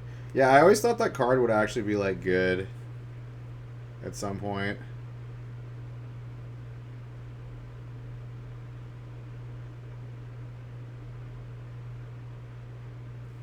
Yeah, he just had nothing left and 1 card left.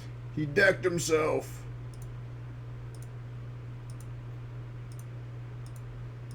Alright, let's go to the finals. It's the final. Yeah, it's all Dimir Inverter decks, all four.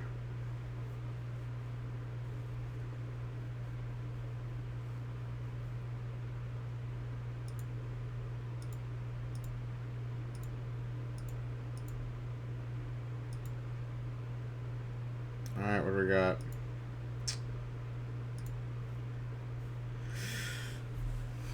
Dimir Wurza versus Amulet Titan. Okay. I mean, I guess it's better than watching Azorius Control versus Team of Reclamation or another Dimir Inverter mirror match. Yeah, like legit, like Dimir Inverter was probably like more than half the decks we saw today for Pioneer. Like there was a shitload of them. And then a ton of Amulet Titan, like a shitload of Amulet Titan. Which also, the Titan's going to get banned, I'm sure. Like, I feel like Jace and Primeval Titan are going to get banned at the next banning.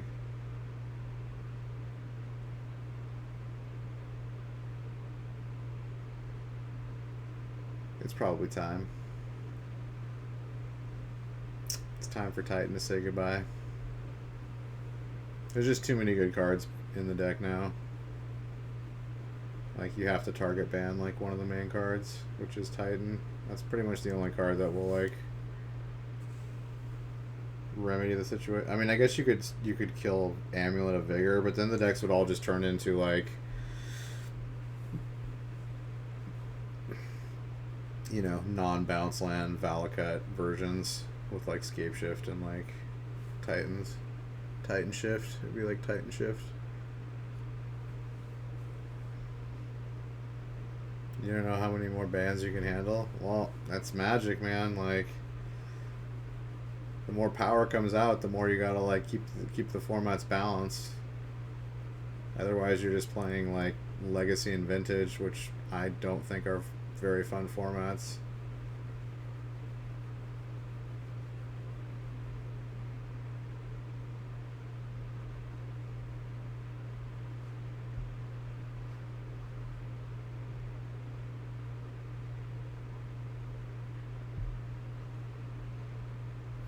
I mean, like, when they make cards, they don't think about eternal formats. Like, that's not on their agenda. Like, all they think about is standard, really. I mean, they've said it publicly, like, they don't balance for modern or legacy. So, like, with that in mind, there's going to be cards that appear that are just going to, like, completely unbalance the format. Like that Dryad is insanely overpowered for modern.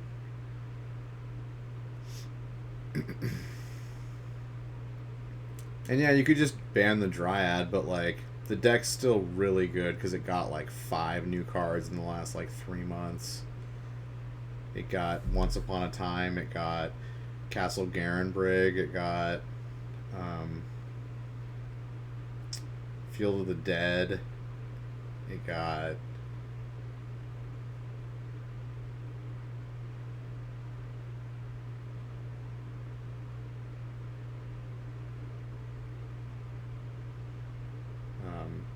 the Dryad. So it's gotten like 4 or 5 cards in the last like, you know, 3 or 4 months.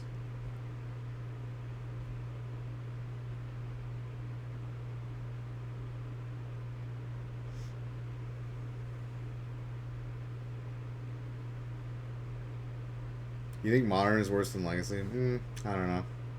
I think Legacy was better at one point, but right now I think it's not very good. Isn't like Oko taking over Legacy now? Like before it was Ren and 6 was like completely dominating Legacy, which was terrible. Like I didn't even want to play when Ren and 6 was in Legacy. And now it's like Oko Miracle decks, right? Is like one of the best decks.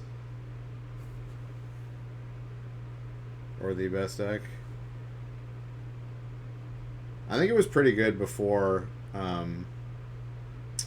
Ren and 6 and Oko. I think Legacy was pretty good then. It was pretty wide.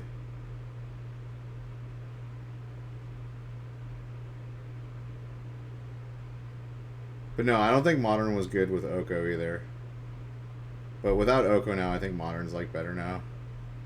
It's a lot more wide. Like Hogak and Oko were kind of like a bad like 8 months or however long, 6 to 8 months of Modern. And then like you had like the graveyard decks before that too. So like for like a year, Modern's been kind of eh. But I think it's recovering. I think Standard's recovered too from like its shitty stint. But now I think Legacy's a little bit hasn't recovered yet, really.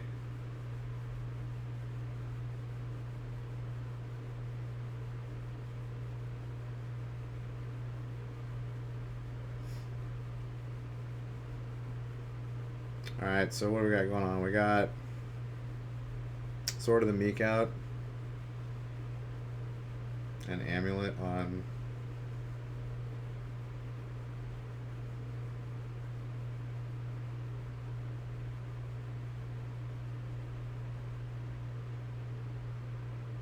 Oh, so you got Thought Seized and...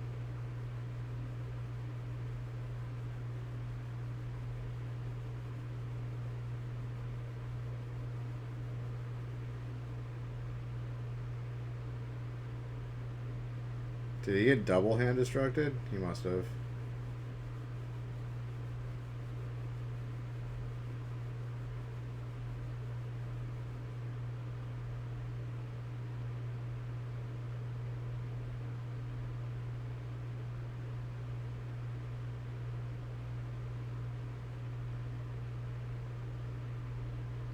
Alright, he's got Dryad online.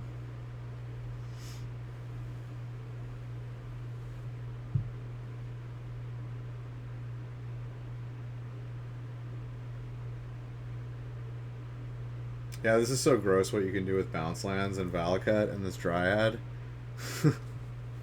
So now he just gets 2 automatic Valakut triggers every turn just for free.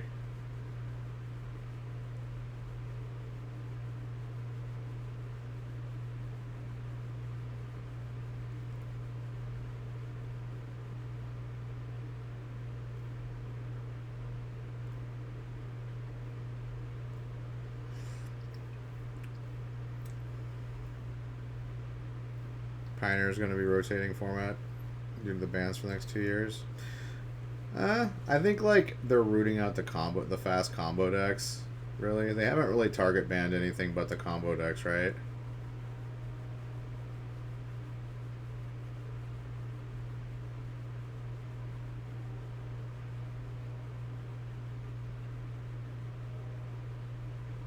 And I mean, come on, Copter is too powerful. That card was a mistake. That card should not have been made. It's just too good for like any deck, pretty much. Any deck that runs creatures.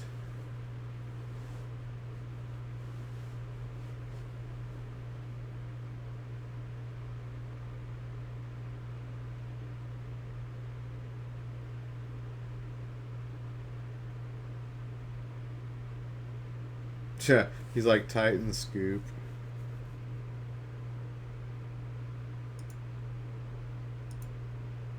Alright, sideboard. Or not. Okay, so Wurza's going to bring in what? Ashiok Dreamrender times 2. Aethergust times 2 seems good. Injured Explosive seems okay. That's about it, I think. And then Titan's going to bring in Injured Explosives, probably Force of Vigors, probably Beast Within, just disrupt the combo, maybe Rexage.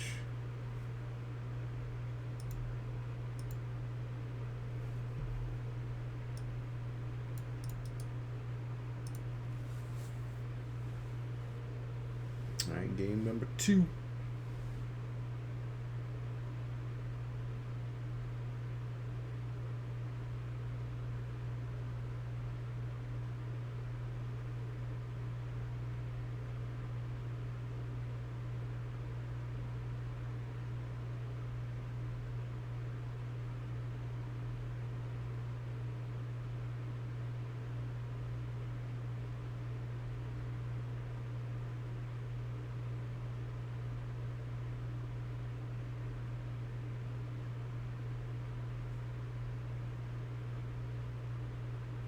He's already got Amulet online.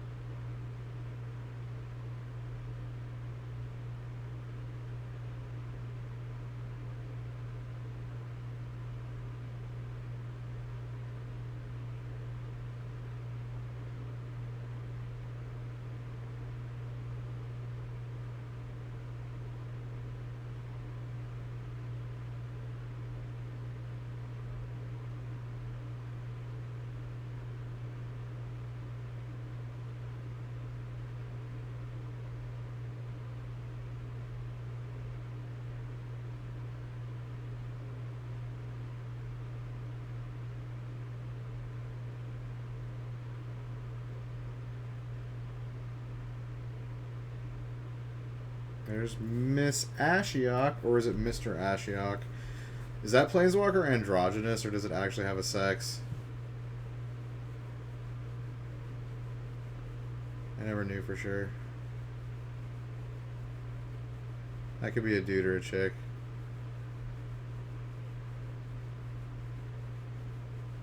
Oh, that's very strong against Titan. No searching decks.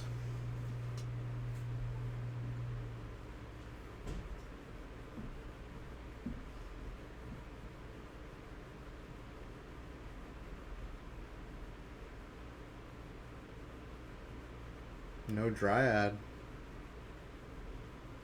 No Azusa.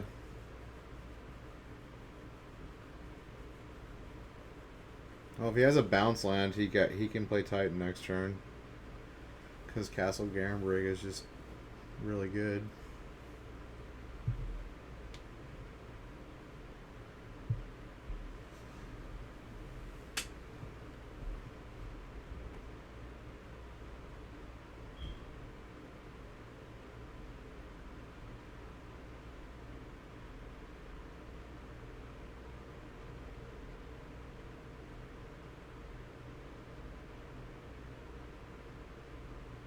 Whoa, that was 3 Dryads in that 1 mill.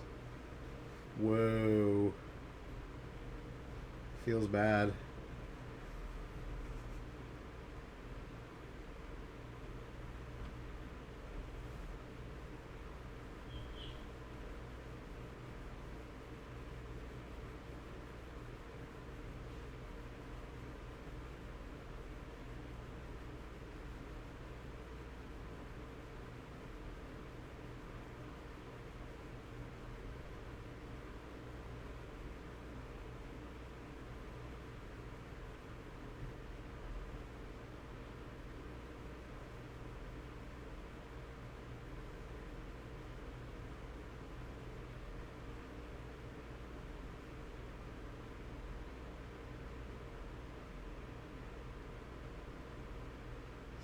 Archmage's Charm. I love this card. Love it.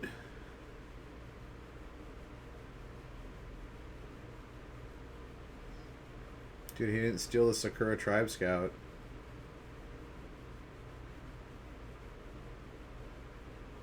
Or the amulet.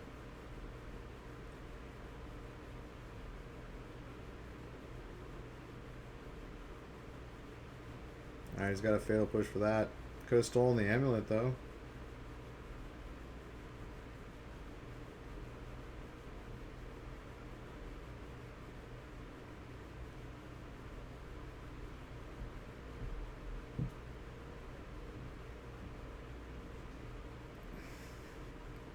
Wow, looks like it was Zora's Control took game 1 against Team of Reclamation. That's pretty impressive. Ooh, Upkeep. Gonna bounce that bounce land?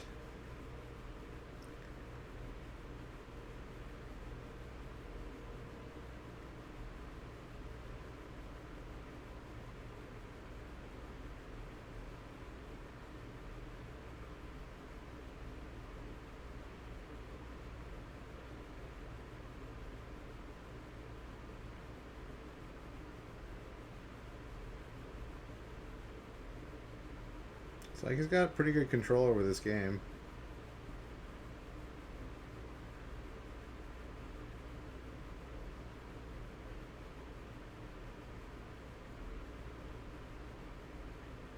Oh, bring that cryptic back.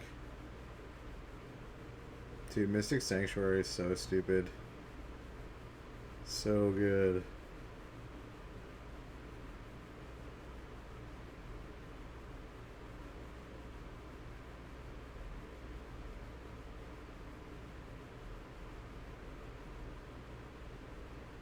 And there goes a Valakut. There's only one more in there, right?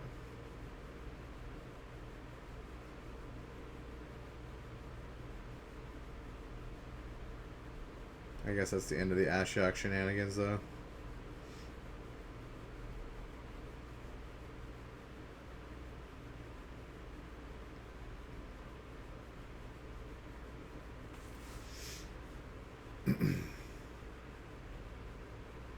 Dude, the new Field of Ruin picture is dope. I want to get 4 of those.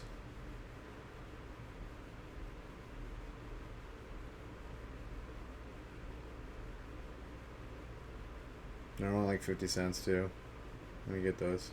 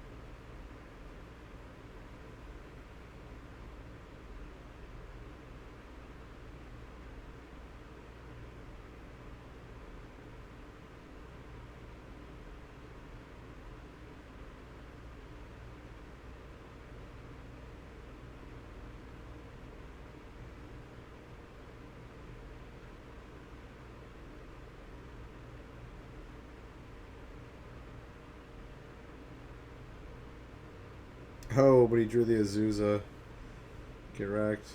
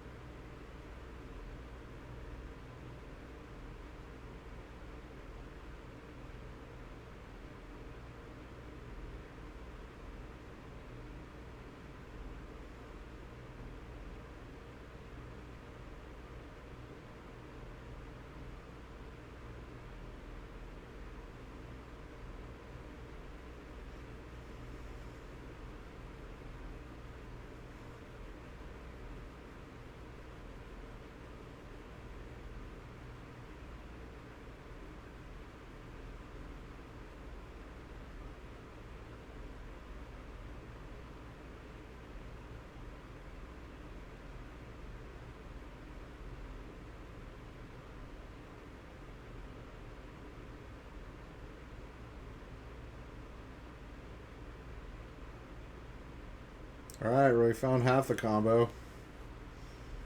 Can he find the whole combo? Dude, is Azusa just gonna come over and shit on Ashiok right here? Just gut checker for 1. Kill that Planeswalker. That would be impressive. Azusa is lost, but seeking to kick some Ashiok ass. Let's go.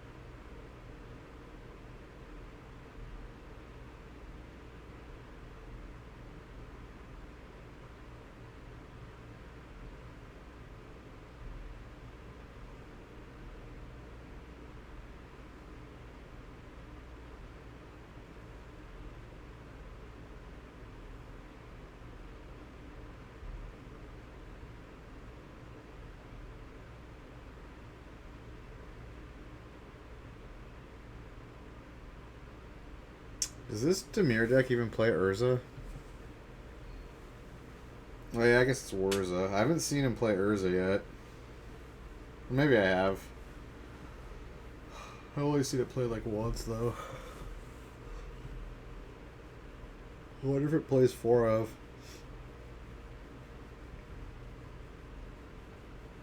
It'd be crazy not to, right?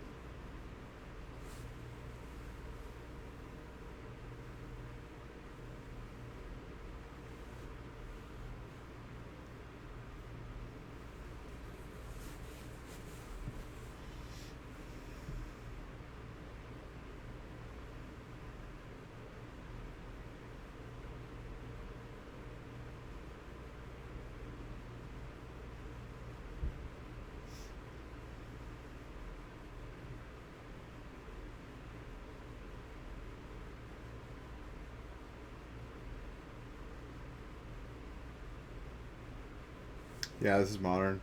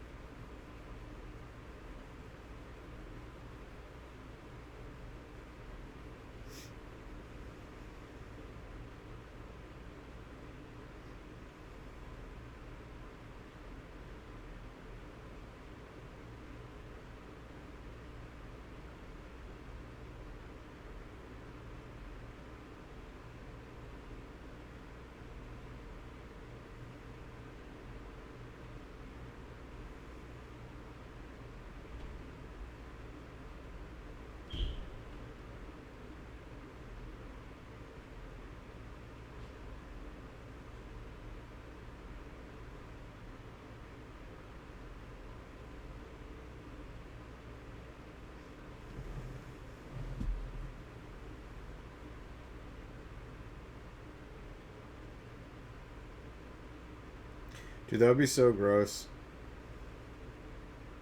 if Ashiok made it so you couldn't search off a Field of Ruin or like Ghost Quarter. She was like a hate bear.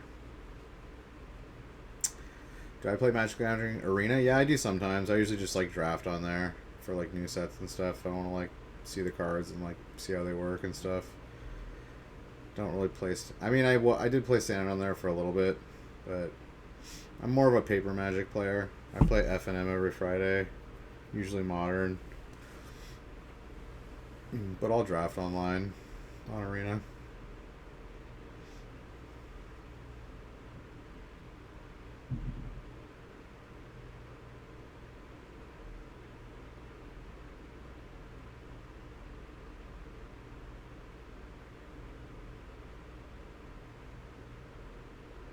Alright, he's got the sword now. This game should be over soon.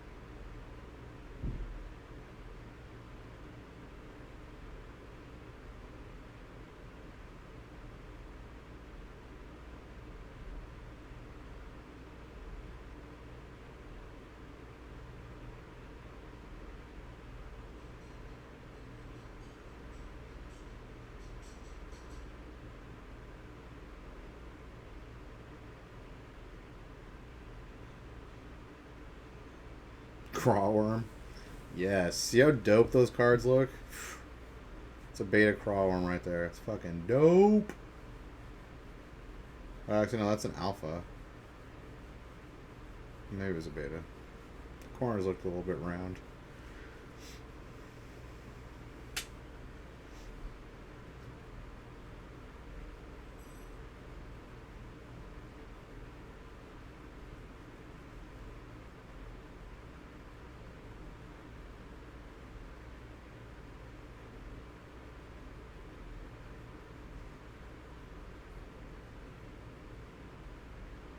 Yeah.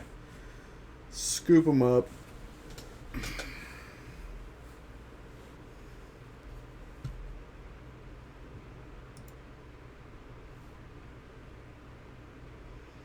Why are you switching to Demir Inverter? I don't want to watch this match. Up.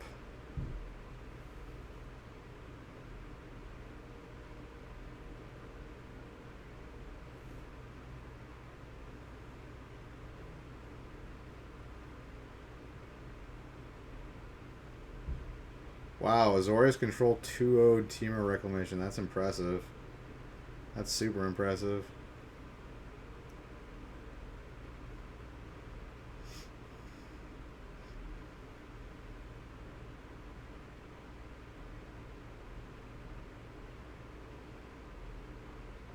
Pack Rat. Let's go, dude. Pack Rat Rush. Let's do it.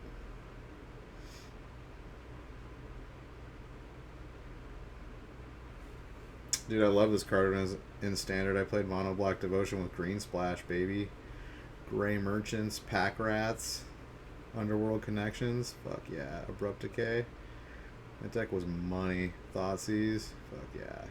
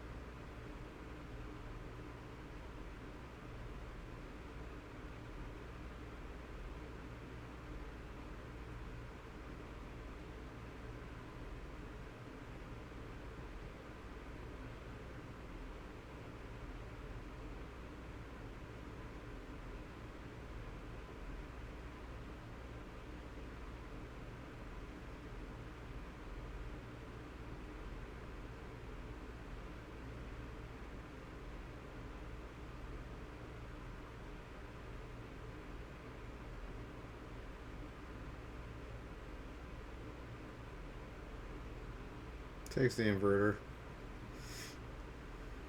Seems like an easy choice.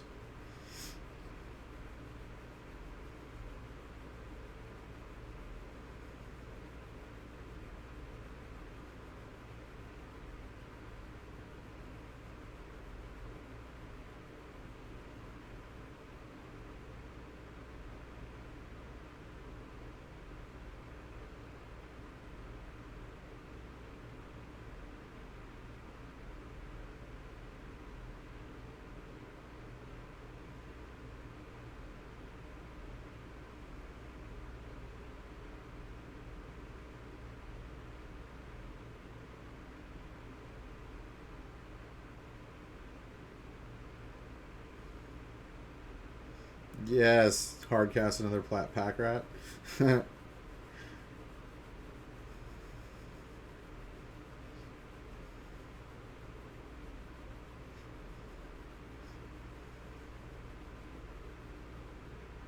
is he making another Pack Rat? Fucking do it. Do it. Dude, I want to see this guy win right now with Pack Rat. Let's fucking go. Let's fucking go, bro. Hey, he didn't make another Pack Rat? You coward.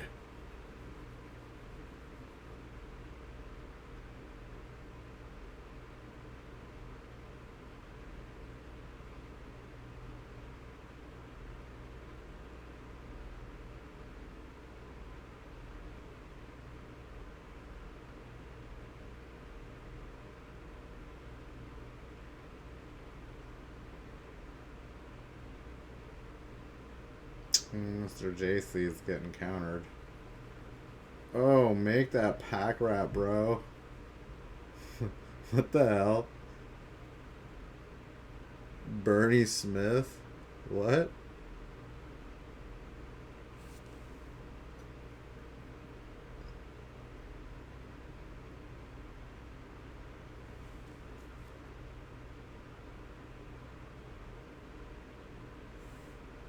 Dude, he just lost a Pack Rat? Fuck yeah, dude. Get Pack Ratted on. Get Pack Ratted on. 4-4-4s, bitch. What? Get ratted on.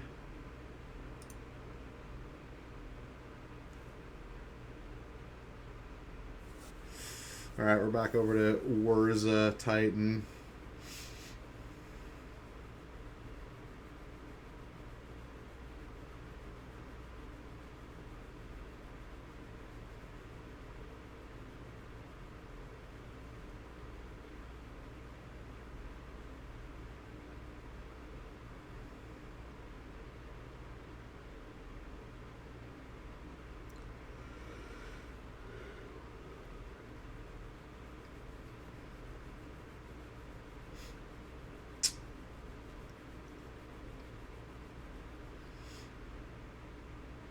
Kind of a slow start for Titan.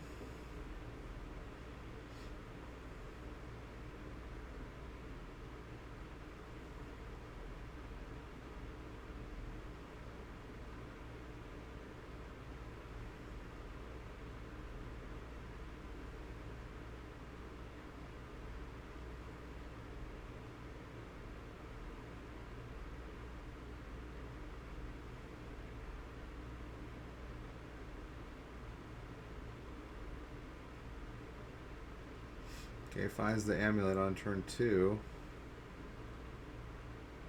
Oh, but he has no other land? What? What? He kept the one-lander? Dude, he kept... Okay. He kept the one-lander with a land that comes into play tapped with an amulet. Why would you keep that hand? I don't get that. That's... I guess he's in his mind. He's like, if I draw a bounce land, I'm gold. That was a super, super risky keep.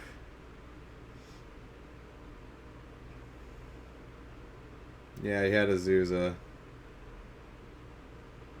Wait, he has the bounce land.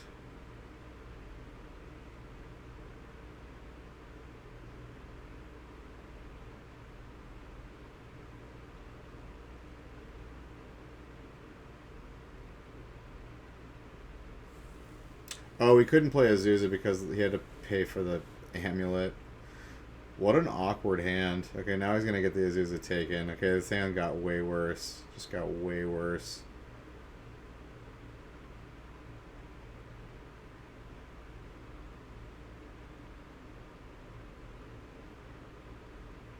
Okay, he found another land.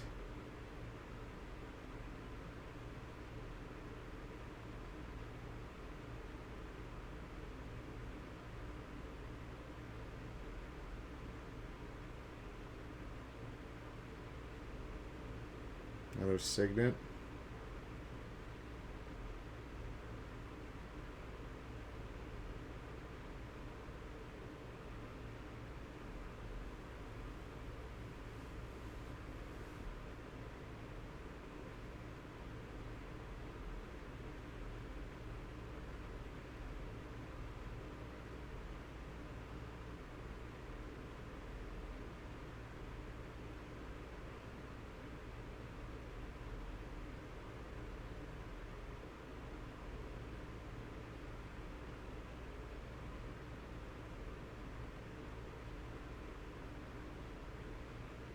Oh, he's going for the risk.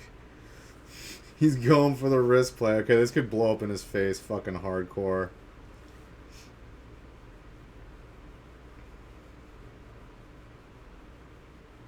Oh, Ether gusted. Get wrecked. Can't pay that upkeep cost. Oh my god, really? I can't believe you went for it. I fucking can't believe it. You're playing against a blue deck. How could you do that? How could you do it? You knew he had Ether Gust too. Damn. That was fucking ballsy. That was ballsy. I have to say that was ballsy. I didn't think he was gonna go for it. I didn't think he was going to go for the fucking Summoner's Pact. That's so risky.